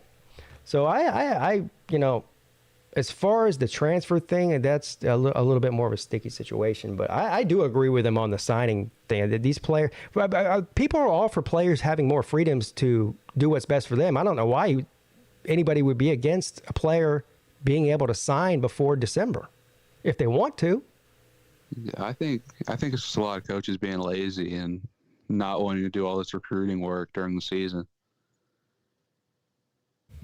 Well, I don't think it's about laziness at all. I mean, it does. It benefits. The main coach complaint about early signing day right now is that they're too busy at that time. Yeah, but except that Dabo says he loves the early signing day. He thinks it should be even earlier. That's Dabo's argument. I'm talking about the people that don't like early signing day. Which coaches are saying that? I think Mac Brown said something similar last year. Oh, really? I didn't know that. He said that's not what early signing day was intended for, to be a actual signing day. It was just for the kids that knew exactly where they wanted to go. Because Mac Brown was on the committee that installed early signing day.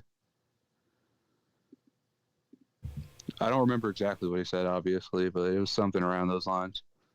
Okay. Well. All right, Luke, I do have to move on, but yeah, but I appreciate the call. Good insight there, as usual. I think somebody said, somebody said, Luke, you need to go drink a Mountain Dew or something. You sound like you're about to fall asleep. And for who said that? LW? He always sounds like that, dude. That's just his demeanor. You can hear the excitement in my voice. He doesn't get excited. I asked him one time, I said, do you ever get excited or mad? And he goes, of course I do. I said, does anybody know?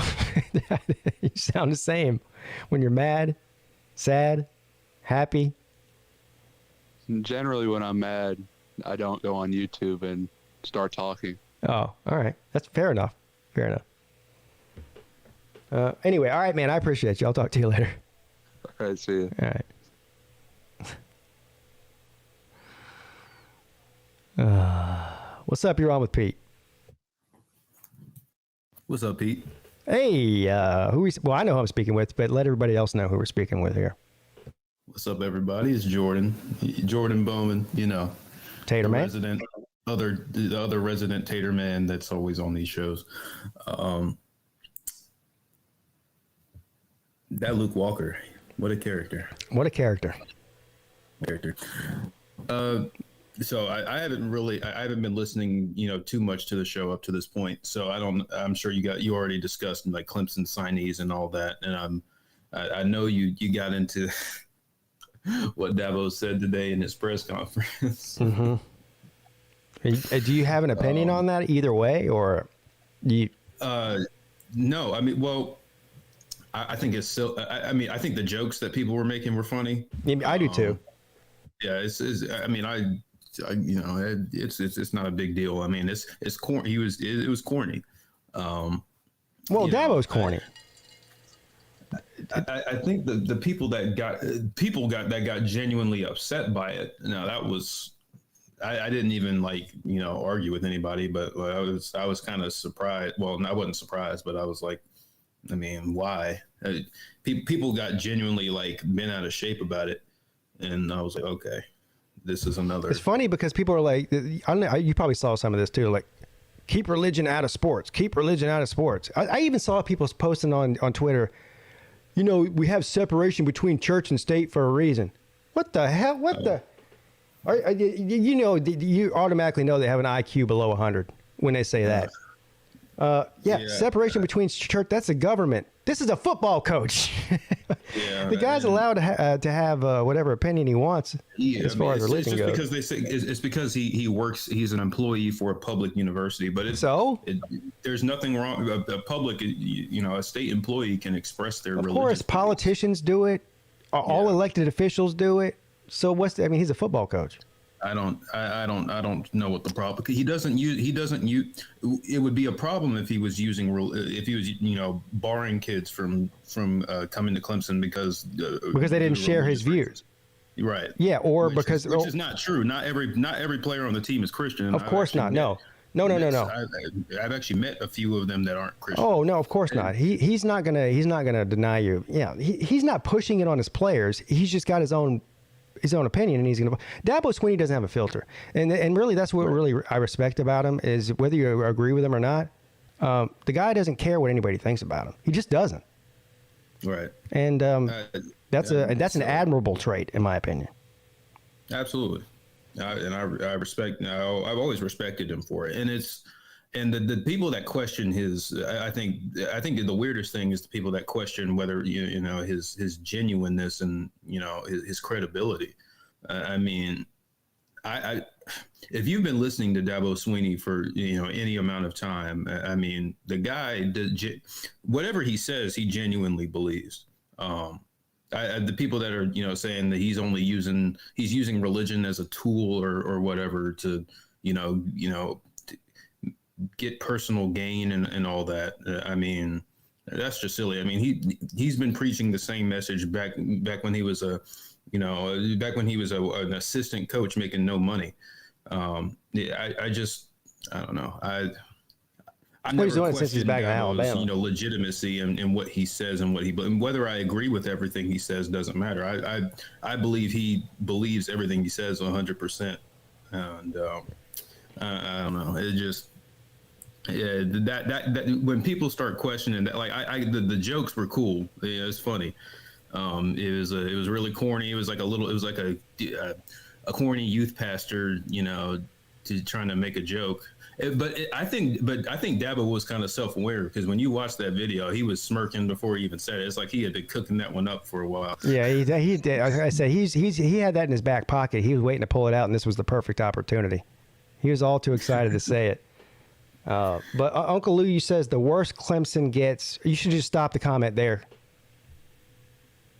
Yeah, because the rest, anything after that's irrelevant. Yeah, no. The worse Clemson gets. Yeah. I mean, the worst Clemson. I mean, what does that mean? Because it doesn't mean anything. It's a bad troll job, is what it is. Because after they stomp a mud hole through Tennessee, it's going to be a 12-win season. Right. Yeah. I mean, we're talking really, really, fine subjective lines here. If we're talking about worse, I mean, this team. I mean, is this team on the level of the championship teams? No, it's not. But it's not, worse than his early teams where he was still preaching the same message. And I mean, Dabo has been consistent in how he's run the program for all 15 years. Well, I mean, even when he was an assistant, he was still that was very much a part of how he coached. So I don't, I don't know. I don't think he's using it as an excuse or a tool or anything like that. It's what he genuinely believes, and he's using it he's using it to mold his players. I mean, it's as simple as that. I don't know. They are worse than the championship teams. Oh, okay. Okay, That makes sense. All right. Well, okay. Well, that doesn't. That's very subjective. I don't think Dabo is one of the last people that would measure a team's success by whether or not they won a national championship. Well, first of all, saying that a team that doesn't win a national championship is not as good as a team that did, no shit. Yeah. That's not what you meant by it either. Yeah, that's. Don't tell me the Georgia man is starting. Don't tell me the Georgia man is starting to go down the road of we're going to be a national championship every year, right? It's coming. Because I guess if Georgia doesn't win a national championship this year or next year, they're getting worse. Yeah. Uh-oh. That's how that works. Oh, might need to fire. Might need to put Kirby Smart on the hot seat. He's getting worse. He's not winning championships every single year. Yep.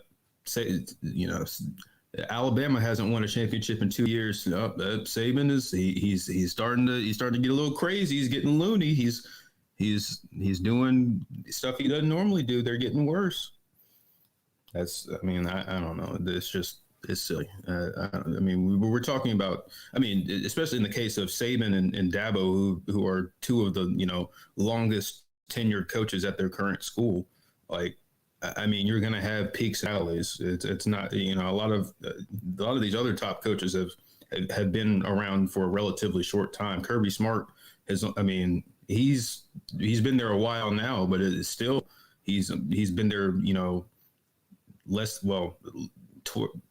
I guess his tenure has been twice as short as Dabo. So, I don't know. Well, technically, Clemson's better than they were last year because they only won 10 games last year. They've already won 2 more than that, one more than that. That's a good point. This team is better than last year. Yeah, better. Yeah. So depends on how you look at it. If you compare it to, I could say Clemson is still better than they were, 10 years ago. So I don't know. Man, people want Clemson to fall off so bad, don't they, Jordan? Uncle Lou always talks about how people are so clouded by their hate for the SEC that they refuse to believe or acknowledge that the SEC is the best conference in football. Same thing about Clemson. They want Clemson to fall off so bad that they refuse to believe that they're going to stay at the top. They think they're going to just go away.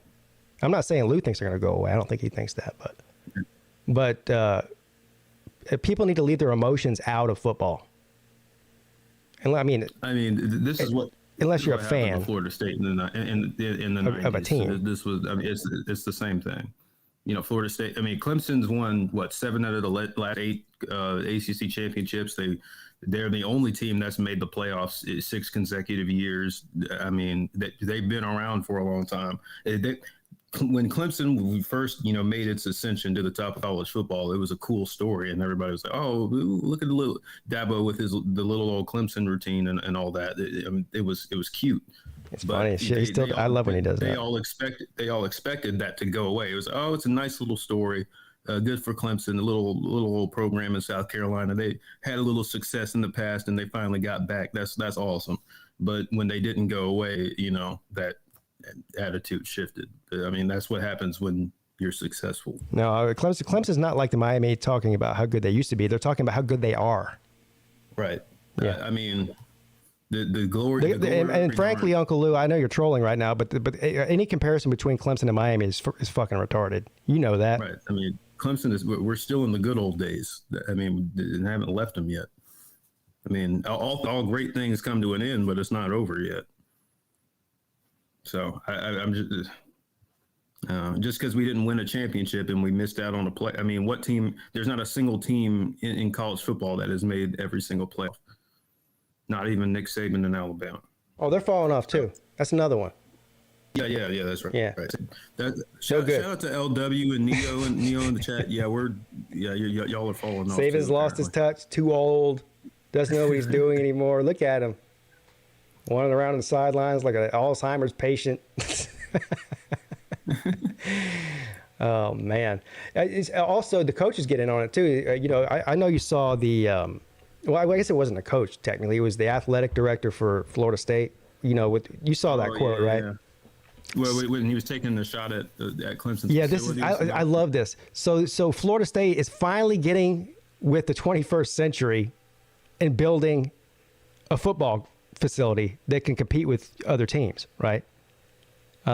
Which is the reason that Jimbo Fisher, gave them the middle finger. It's part of the reason that their program went in the toilet for 5 years is because they refused to keep up with the Joneses and do what needs to be done to attract elite talent to the team.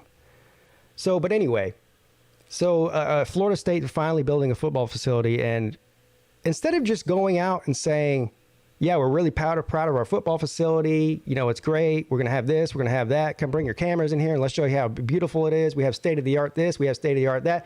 Of course, they can't not bring Clemson into it. Yep. It's embarrassing. If I was a Florida State fan, I would be embarrassed by the athletic director by saying this.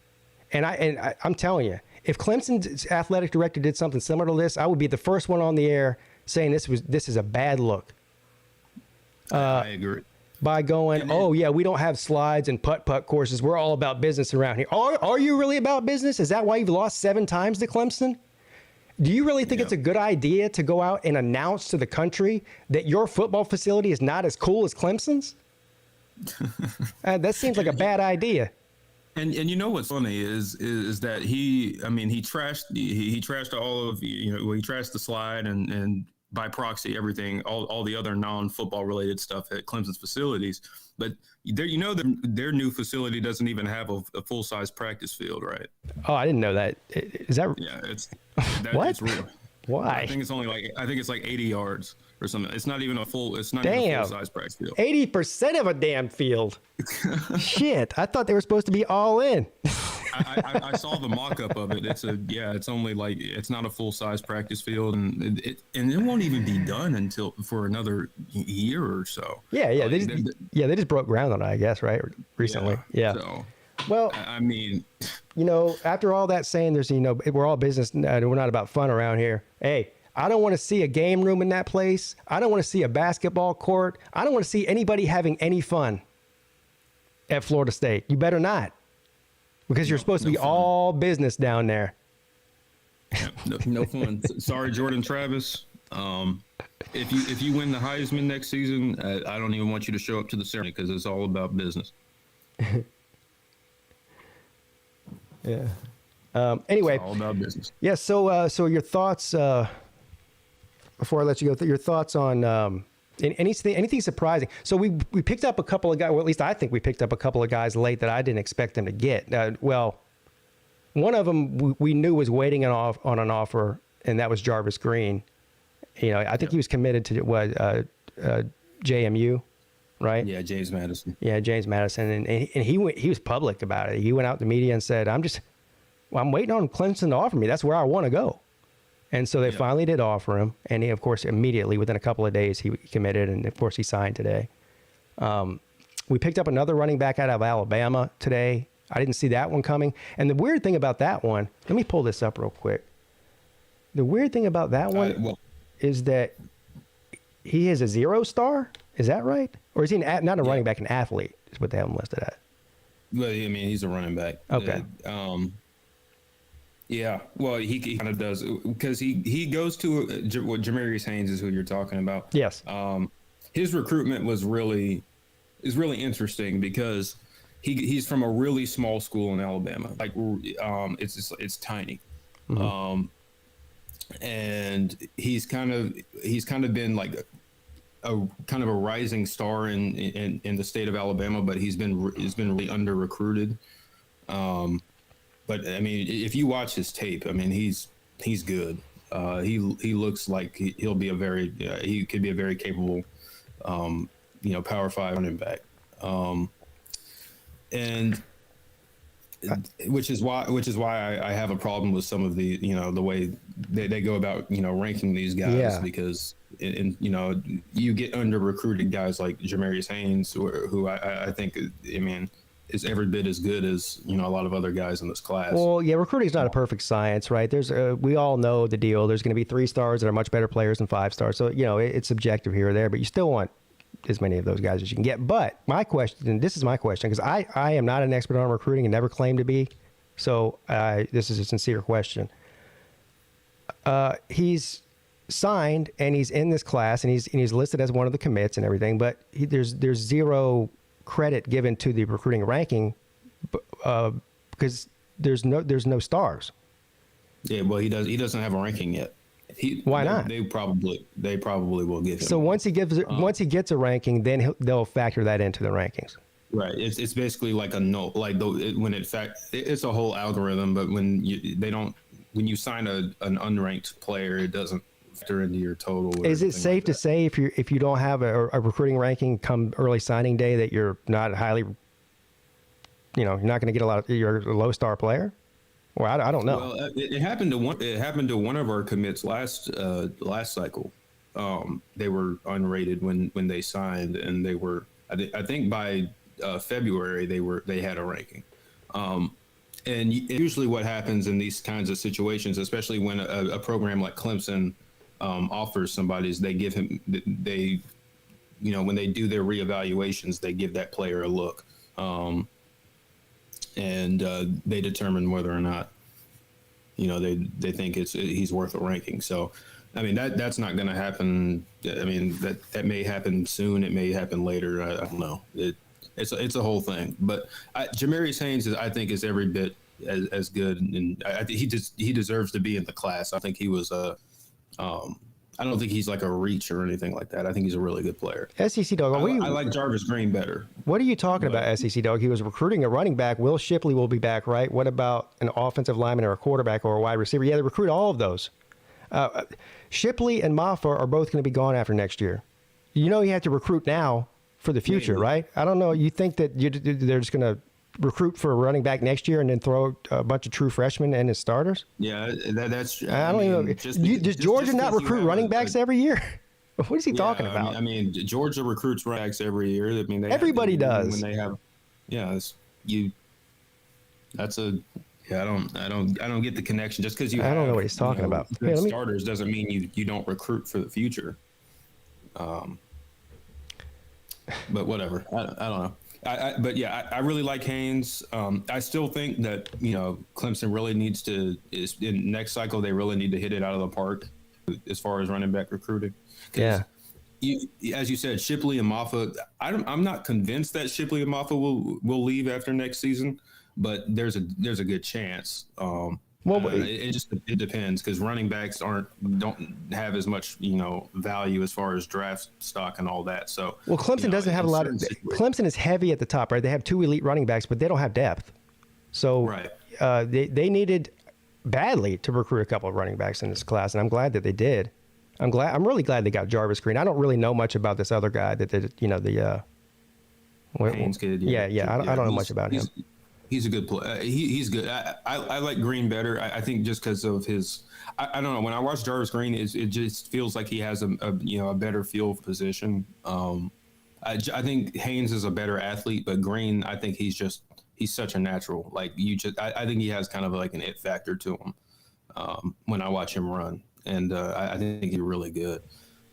Just for SEC Dog, here we'll go. Defensive line 5-star, quarterback 4-star, defensive line 4-star, defensive line 4-star, defensive line 4-star, offensive line 4-star, offensive line 4-star, linebacker 4-star, cornerback 4-star, edge rusher 4-star, Offensive tackle, 4-star. Athlete, 4-star. Edge rusher, 4-star. Cornerback, 4-star. Wide receiver, 4-star. Athlete, 4-star. Tight end, 4-star. Safety, 4-star. Linebacker, 4-star. Now we're getting into 3 stars. Athlete, tight end, cornerback, wide receiver, cornerback, so on and so forth. So yeah, they recruited virtually every single position and got every single position. Yeah, I mean, they were really heavy on this year because you know, especially on the defensive line, because even though Dabo said, you know, there's some guys that are coming back that he didn't expect to, you're still going to be, you know, thin in numbers. You're still in a lot of guys. So, you know, they're heavy on the defensive line. I really like the offensive linemen they're bringing in. And then they were really heavy on defensive back.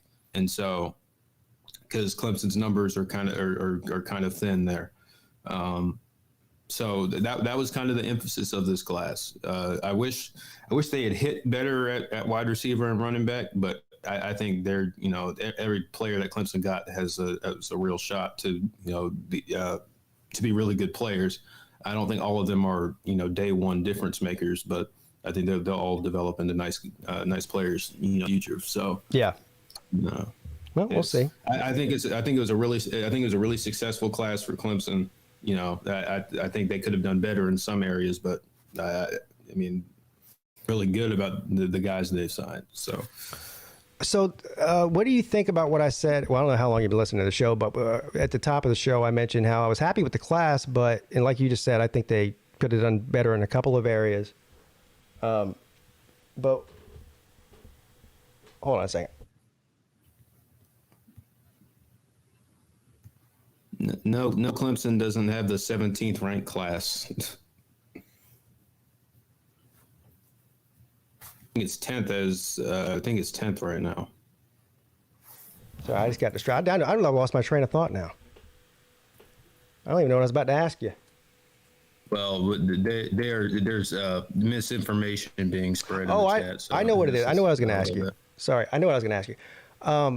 So I was convinced up until pretty much a couple of days ago, or certainly after today, that Dabo Swinney was going to dip in the portal because but just enough for numbers reasons. With the fact that he's saying that there's going to be some guys staying back that he thought were going to go to the NFL, and the amount of guys that they're signing on signing day, what do you think the chances are that he doesn't, you know, another year without Dabo going in the portal? What do you think? Well, since Dabo already took, well, you know what I mean, transfer player. Yeah, I guess technically, he went in the portal. But you know what I mean. I don't know his. Yeah, no. I don't know. After what he said today, I'm a little less confident than I was before. I felt pretty good before that he was going to dip into the portal. But I think because of some of the guys that are supposedly coming back, it made the scholarship number a little bit more favorable. And I think he's, whether I agree with it or not, he seems to be a little bit, you know, more fine with where things are, which is disappointing because I still think you could stand to go get a couple of guys that he, you know, one and done players that could be difference makers for you. I really think Clemson could still use a good transfer wide receiver. Because you don't really have any, other than Antonio Williams, you don't really have any big time playmakers. Possibly Randall, because he came in late in the season, and he's got. Yeah, I think he'll be good too. Well, but Randall is a wild card because we didn't, you know, we get to see him at 100%. So if he's as good as they propped him up to be next year, then maybe that's, you know, then maybe you're fine. But you know. And maybe Bo Collins comes out is back better than ever. So, but that's a lot of ifs. Yes. So I don't know. I think you could stand to bring in an experienced, you know, high level receiver that, you know, defenses actually have to, you know, prepare for specifically. But hey. That's just me. I can't tell Dabo how to run his program. No, so. I'm right there. I'm right there with you. I just don't, I'm trying to crunch the numbers here. I guess we won't really know until February what the actual numbers are. You know what I mean? Yeah. Because we don't know who we did. It's huge. I know Dabo knows the numbers clearly. It's his job to. We don't, because he's not disclosing how many and who are coming back that we thought were leaving. So that does matter. I'm speculating here. I think that Brazil will come back. He's mentioning multiple players. So according to the definition of multiple, it's more than one. If Brazil comes back, I'm going to do it. I'm going to do a backflip. I'd be so excited. What about Henry? Oh my! Well, if Henry came back, I'd do I'd do 2 backflips. Henry seems to be the one leading the charge to get more people to come back, sort of like Christian Wilkins did in 18. Man, Dr. KJ Henry coming off the edge. That would be something. So, but yeah, so that'd be great. Look, you'd rather have a couple of those elite players come back than dip in the portal, right, to fill their spot. Yeah. So that's better than the portal. But it does affect. Because I agree with Dabo that, I don't want Clemson going into the portal every year just to do it. If you've got, if you've got difference makers, there's no reason that just to, you don't just bring in guys just to bring them in, just say you did. So, if Clemson gets some of those guys back, then yeah, I feel pretty good. And I understand why the staff wouldn't bring in guys from the transfer portal. And plus, I think a couple of guys that Clemson, especially on the defensive line, that Clemson is bringing in as true freshmen, I think have a chance to be good players right away. Peter Woods and Vic Burley. I really like Stefylan Green. I think he's still underrated. He's risen a ton, since he committed. But I think he still is a lot better than his ranking is. So I don't know. I feel really good. Clemson's defensive line. I feel a lot better, especially with what Dabo said today. So yeah. All in all, I'm not disappointed. But I am eager to see who they're bringing back, and if they're going to go. If there's any roster spots left over, where are they going to focus their attention in the portal? That'll be, that's all off-season stuff. We're still in the season here technically, but yeah, I see some people. The bowl game will be interesting. We'll see some guys that a little farther in our depth chart. So I think that'll be a good barometer to see where this team is at. I know Tennessee is not necessarily like, full strength or anything, but it's still good to see some of the guys that, haven't played a whole bunch. Who's going to Clemson other than the quarterback Vizina? Well, I just showed you. I don't know, dude. You've been here since the beginning of the show. Have you never heard of Peter Woods? He's not even He's not even the highest rated player in the class. Vizina. Right. That's. Vic Burley is a 5-star. Okay. Well, according to 247, they downgraded him to a 4-star like last week. He's a 5-star in their rankings. I think in the composite, he's not. Vic Burley, 18th in the country. They're the 18th ranked player in the country in their in-house rankings. But I think they dropped him in the composite because I guess other sites have him lower. Yeah, I see some people in the chat saying DJ to Hawaii. I don't know. I can't find any confirmation on that. As far as I know, it's still just a rumor because there's been rumors he's been going about 4 different places. So until I see something that's legit, he's actually transferred, I don't know. Well, he was linked to Fresno State a bunch, and then they just picked up saw that a transfer quarterback. So the same thing happened with UCLA. He went and visited there, and then they got a transfer that came in right after his visit. And then went. They also flipped Dante Moore from Oregon, so 5-star quarterback. So right. Yeah, I don't know. I would be. No idea. I think that Hawaii is a weird fit. I mean, I don't know. Whatever. I guess because the coach there right now is a deep cut. I'm sure a lot of people don't remember this name, but Timmy Chang is the he's the head coach there. He played quarterback at Hawaii back in the early 2000s. He set a bunch of NCAA records while he was there. Right. So I think he's running some version of the air raid like Hawaii was back in the day. So I don't know. Maybe they think that DJ would fit that system. I don't know. But that would be really interesting. I would definitely stay up to watch those games when I could, because I want to see DJ do well.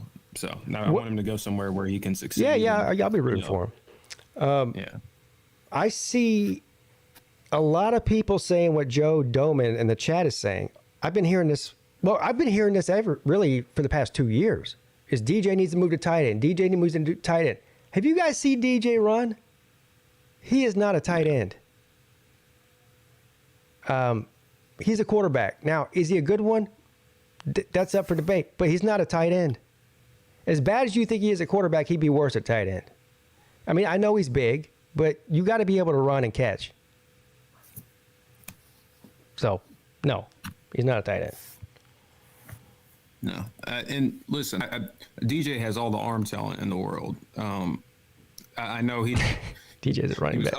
He's very up and down in his career, but I mean, the man, he has an arm, and I just, maybe he needs better coaching. I was kind of on the train. I thought he should have gone to Arizona State with Kenny Dillingham, because I like what Dillingham has done at his previous stops. He was the offensive coordinator at Oregon. You saw what Bo Nix did this year. And before that, he was the offensive coordinator at Florida State. And he got to work with Jordan Travis, and you see how he's developed. I know those are different quarterbacks than what kind of types of quarterbacks than what DJ is, but I think Kenny Dillingham does a good job of putting his quarterbacks in positions to succeed. And I think he coaches them up really well. So I thought he would do a good job at Arizona State. And they're kind of putting in some work in the transfer portal too. So, I mean, I don't think he wouldn't have anybody to throw to. But that's just me. I think DJ could definitely still play at a Power 5 school. I don't think he has to go the G5 route, but if that's what he does, I'm still rooting for him. Yeah, he's got poor mechanics. That was one of the things that really surprised me about him being at Clemson. Which is why I want him to go to a real proven quarterbacks coach. And sorry, Brandon Streeter, but he's got a base, but he throws the football like he's throwing a baseball. It's a long, windy sort of, wind up, and I don't know. It's just a big loop. It's not efficient, and that really is, I think, is the main. And that and his footwork are really the main reason for his accuracy issues. Which, if a dumbass like me can see that, I don't see why the coaches at Clemson can't see that. You'd think that they would have fixed that by now. I mean, you saw the difference, and I mean, especially in an offense like Clemson's, where they build a lot of the offense around the quick passing game. They right, use exactly. Screens as an extension of the run. Really quick stem routes, stuff like that. I mean, they take their shots, when they want to, but the offense is predicated around being able to get the ball out quickly. And when he doesn't, he throws the ball the same way every time, and because of that, it messes up the timing. I saw somebody post. In the ACC championship game, Clemson ran the same screenplay, the exact same screenplay with DJ and Cade, and they put them side by side and timed them, and Cade got the ball out significantly faster. Of course. Yeah. And the worst passer I've ever seen in my life, DJ. Yeah, no, it's rough. It's really rough. And just in the opposite, Cade is just the opposite. I mean, he's so quick. His release is so quick, and he's so accurate that he gives the receiver time to catch, and he puts the ball in a situation where he can turn upfield and run, and the blockers are able to, the blockers actually can hold their blocks and not have to wait for them, or throws the ball where the receiver runs into the blocker. That happens so many times with DJ. I can't count how many times where he would throw the ball into the blocker, so the receiver has to kind of maneuver around it. It's just it was night and day. So I don't know. If they had fixed DJ's mechanics and got his release fixed, maybe it would have worked. But it is just, I don't know. I question our quarterback coaching right now. It was not a good fit, and he wasn't a good fit for the system, and the whole thing. Well, we saw how it played out. So I wish him luck wherever he goes. But anyway, Jordan Bowman, I'm gonna have to let you go. I'm ending the show soon, and I got a couple more calls to get to, my friend. So. All right. Thanks, Pete. Yeah, man. Great conversation. I appreciate you. Merry Christmas, brother. Merry Christmas. All right. See you Talk later. To you later, man. Yeah. The incomparable Tater Man, Jordan Bowman. Tater Man does whatever a tater can. Runs down the hill, rubs the rock. The dirty Gamecocks can suck Pete's cock. Look out. Here comes the Tater Man. What is up? You're on with Pete.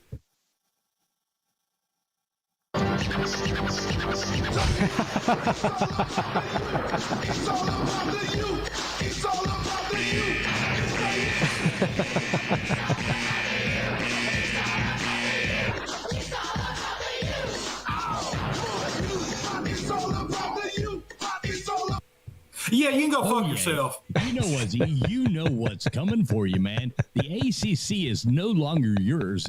The days of how do you say it? It's Clemson.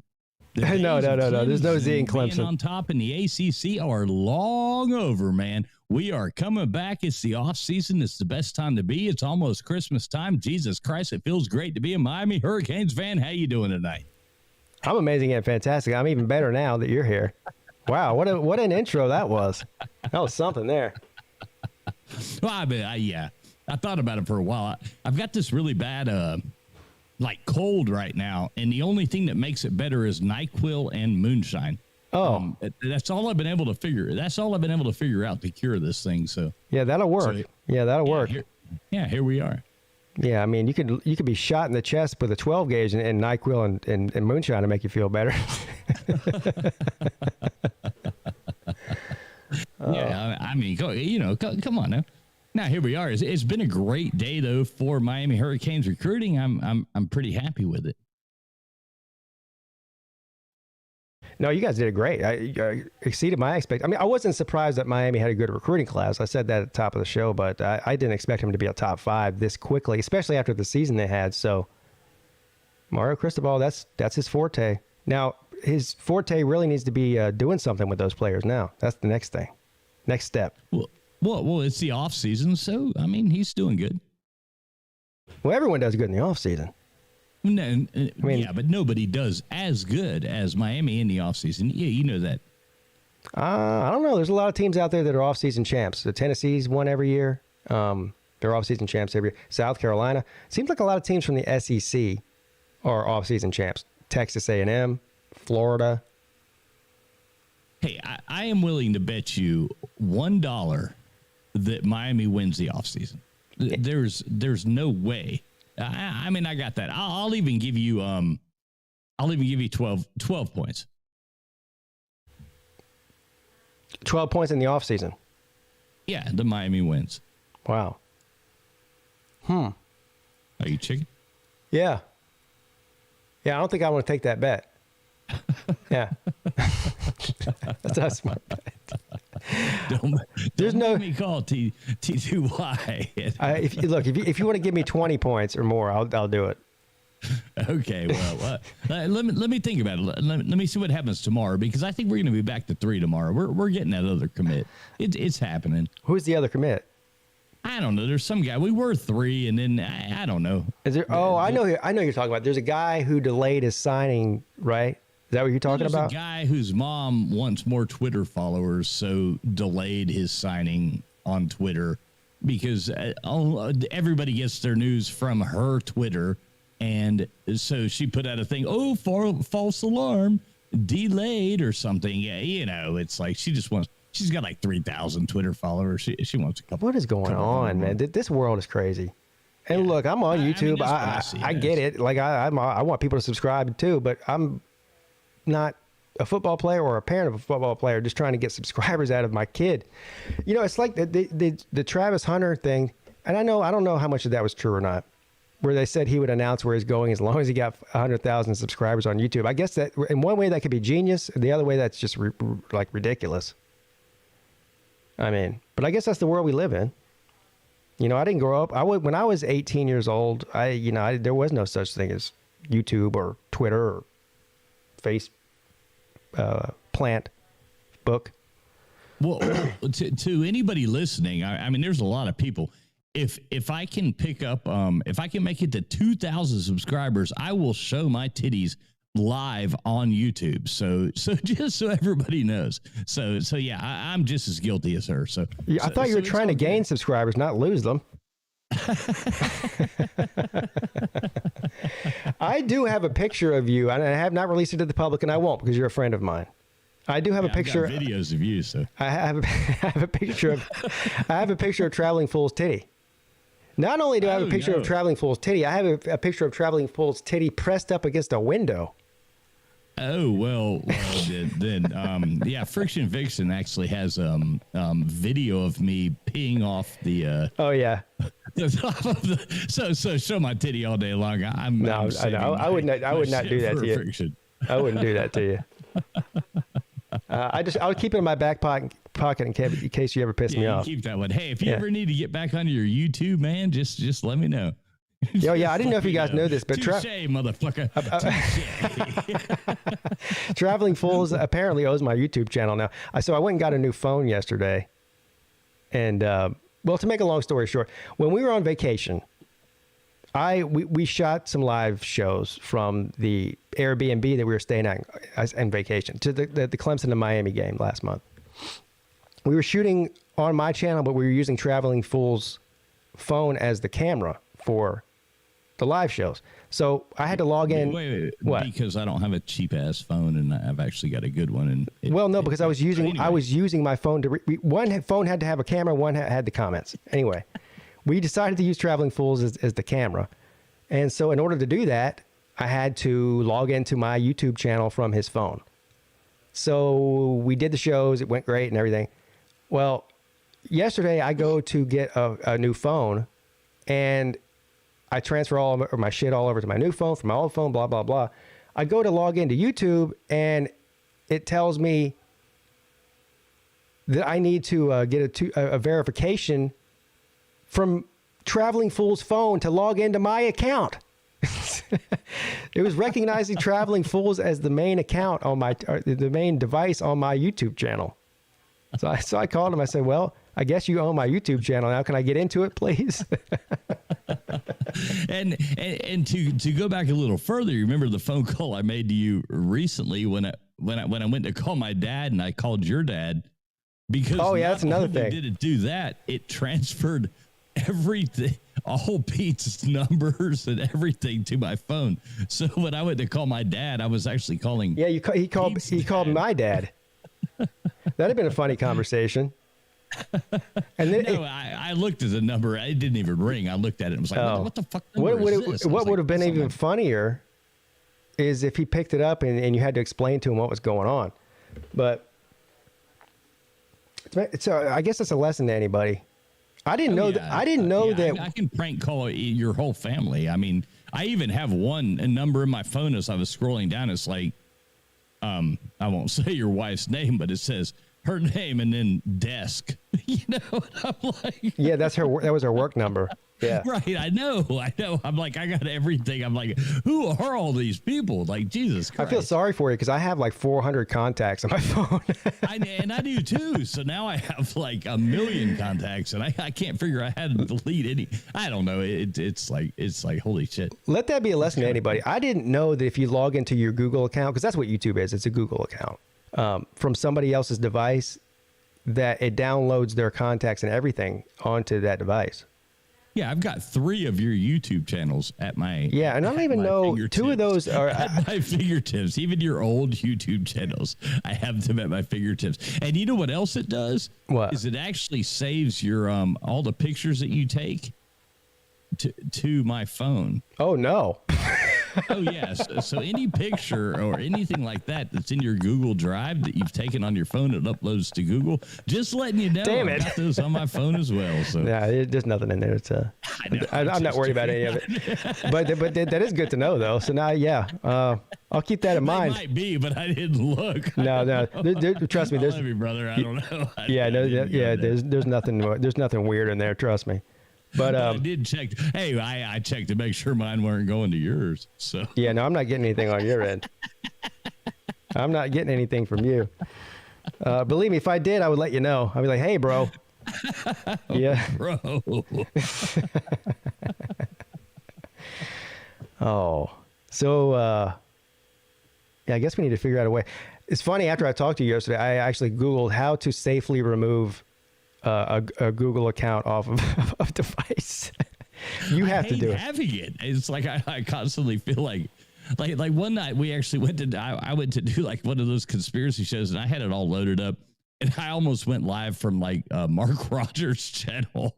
I was like, holy shit, what's going on? There's all these accounts that come up on my thing now.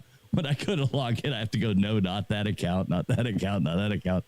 And I was like, oh God, dang it. I almost did a. You're like probably one of like 2 or 3 people on the planet that I am not worried about you having access to my channel. You know what I mean? No. I wreck your channel openly. Yeah, exactly. I wouldn't secretly do it. Who is this here said this? LW says, I unsubbed from Fools. Everyone else should do the same. No. Why would you say that? LW's just kidding. Yeah, I know. LW and I talk all the time. I know. He's fun. I love LW. LW, please don't unsub with me. Start begging him. But yeah, man, I do think Miami is quite the recruiting class, man. I'm pretty pumped about it. I think we'll be back. Texas, Miami. We've been going back and forth 3 to 4 every day. So I think but tomorrow we'll be back at 3. Yeah, does it really matter? I mean, 3, 4. Yeah. Yeah. Says the guy at 11 looking up at Tennessee. Yeah. I don't see much of a difference. You can, outside of Alabama, I mean, they are so far ahead of everybody else in this recruiting class. You go down for 2, 3, 4, 5. You can. Is there really that much of a difference between any of them? No, there's not. But hey, on another note, so yes. About to book our room for the Slob Olympics. About to book the room. It is the Seaside Inn, right? The Seaside Inn, and I forget the number, but it's on Ocean Boulevard. Right, it's the only one called the Seaside Inn. Yeah, right? There's whatever. There's like three hotels. There's 2 hotels and maybe 1 or 2 condominium complexes all on that Ocean Boulevard for people that are listening. But yeah, Seaside Inn is the one that most of us are staying at, but you don't have to stay at that one. There's other ones. Well, I'm going to stay there. Yeah, they're all right next to each other too. So I mean, it's not like even if you stay at one of the other ones, you're not miles away. You're feet away. Are you saying you don't want me to stay at the same one as you? Sure. I would love for you to stay at the same one. Oh, okay. I would love for everybody to stay there, but it just doesn't, there's options. Life's full of options, There's options. There is a Red Roof Inn right around the corner if you would like to stay there. But no, I'm going to book a place at Seaside. I think I'm going to get one of those rooms with the ocean view. You should. I mean, that's part of the beauty of staying on the beach. It's to see the beach. I'm just saying. I don't even know if we got one. I can't remember. I honestly can't remember if we got an ocean view room or not. You probably didn't, man. I probably didn't. First of all, I've been to that beach a million times, so it's not like I'm seeing something new. So you're saying I shouldn't? It's a shitty beach? No, it's a beautiful beach. Oh, well then. Yeah. It's a beautiful beach, beautiful island. And actually, right there by where we're doing the event and where the hotel is also a pier, which is not public access. But if you watch my Slob Olympics video when I went and showed the area and everything, I did break the law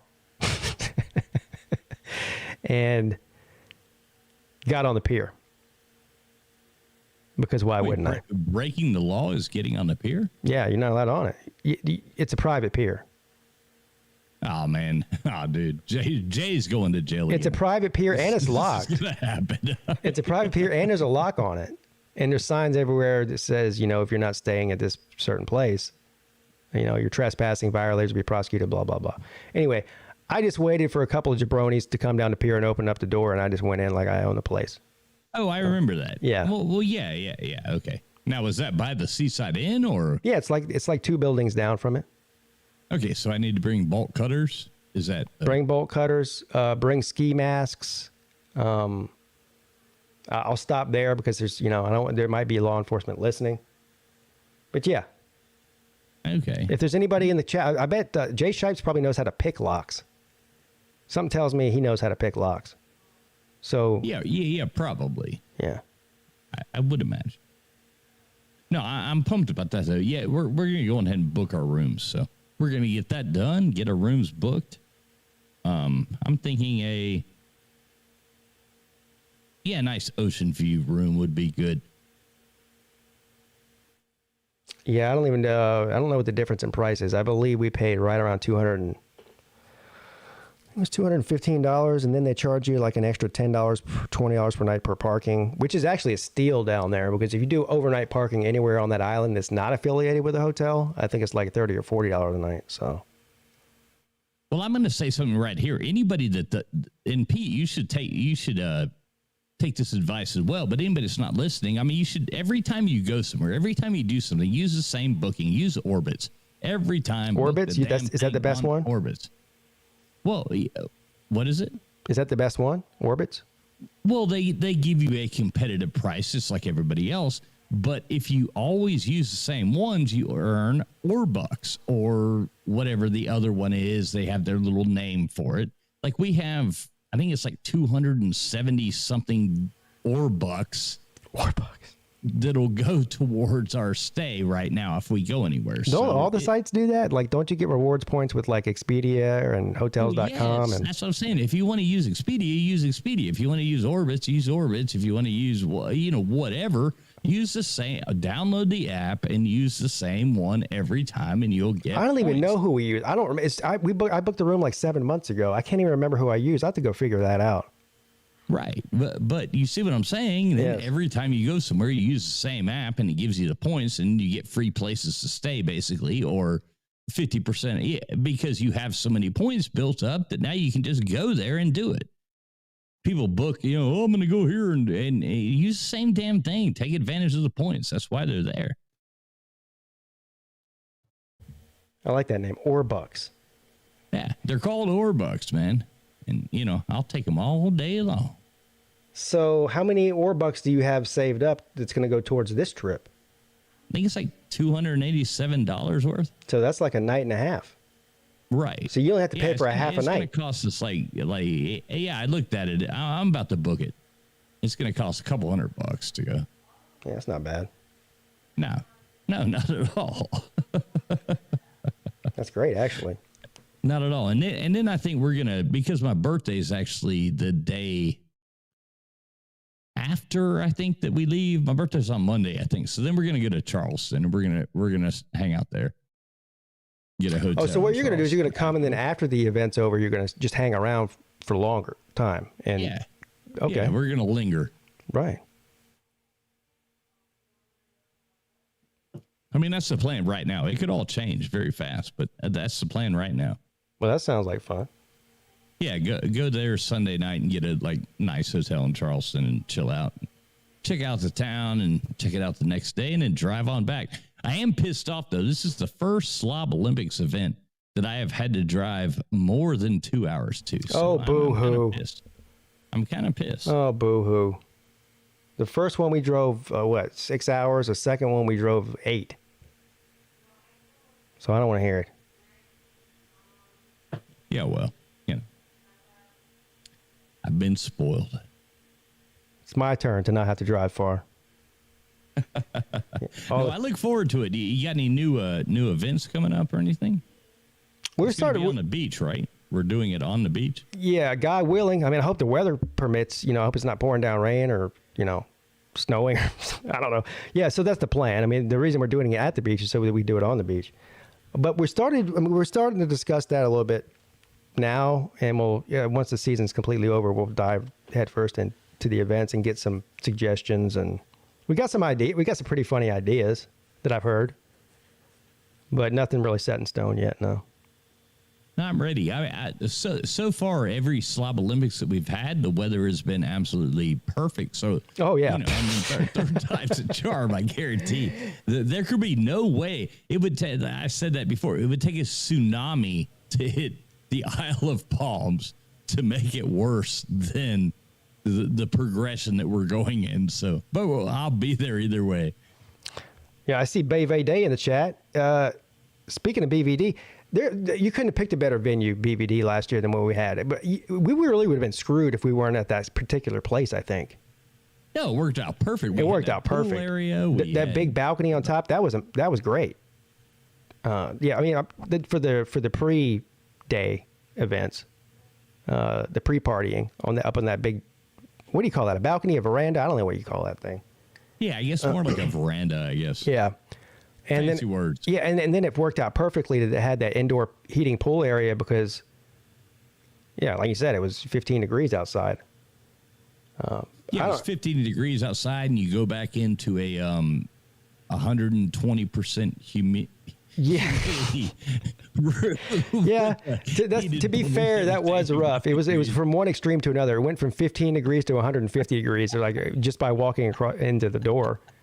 And you went from, bone chilling frostbite to heat stroke in a matter of minutes. Yeah, I don't care what you want to call it. Yes, it likely is a super spreader event of some sort, but be there or be square. Well, this won't be. It won't disappoint again. The one in Tennessee was a super spreader event. Several people got really sick afterwards. I did. I was sick for 3 or 4 days when I got back from Tennessee. Well, didn't a bunch of people get sick the first one too? Remember, everybody got COVID after the first one. I didn't, but a lot of people did. I don't know if I got sick because of Mike Vick. Where's he at? Where's Mike? I'm not sure if I got sick because it was, I got a bug from somebody else, or if it's just from partying for 3 days straight, running. My immune system was probably shot, and then you add on all of the other stuff on top of that with the weather, and I was a mess. Yeah, well, that and you like broke your ribs and I was a total mess. I was sick. I was going to the hospital getting X-rays. It was so sad.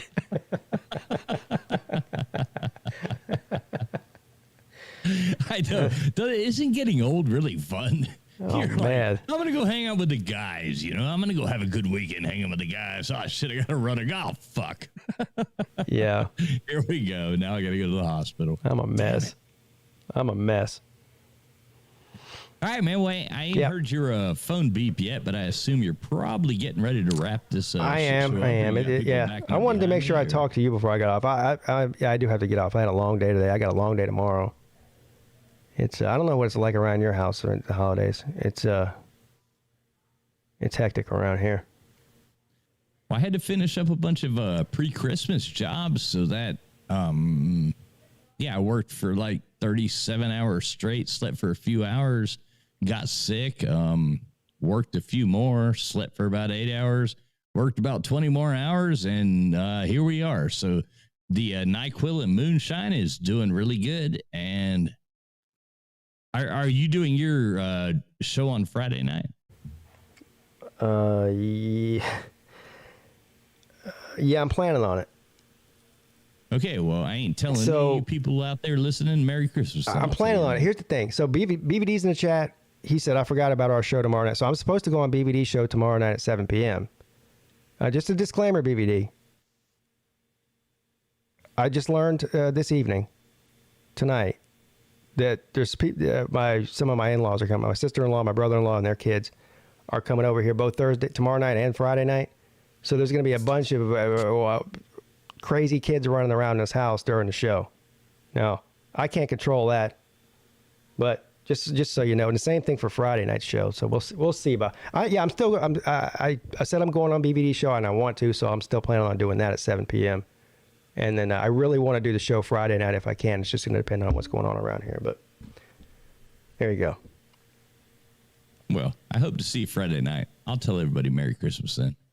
All right. Until then, bah humbug. And tell your wife to quit making them like 7, 8, 9 accounts, you know?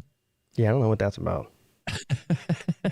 It's fake people making up accounts. She's just, what she's trying to do is she's mad I didn't give her a wrench. So she goes on other people's channels and makes all these accounts and she gets multiple wrenches. I see what's going on.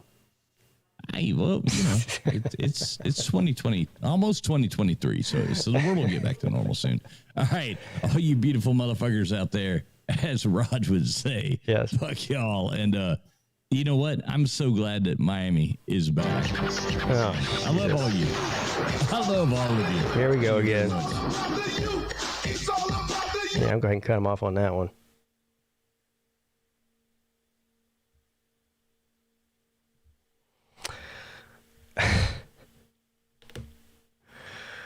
Oh, man.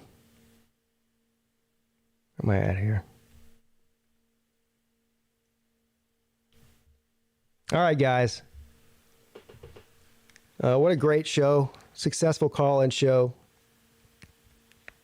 I appreciate all of you, all the people that stopped in, all the people that called in, all the people that sent in super chats, PayPals. You guys keep the show going. Of course, all the people that are commenting. Make sure you hit the thumbs up. If you're new here, definitely hit subscribe because we do these shows year-round. Like I just mentioned, check out BVD, Big Ball Daddy. I'm sure most of you know who he is. Tennessee fan, Tennessee YouTuber, a friend of mine as well. Tomorrow night, 7 p.m., I will be a guest on the BVD show. What do you call that thing? Is it just the BVD show? Anyway, whatever you call it, doesn't matter. Check that out. I'll be there at 7 p.m. I guess that's going to do it, guys. I'm out of here. I love all of you. Have a good night. Go Tigers.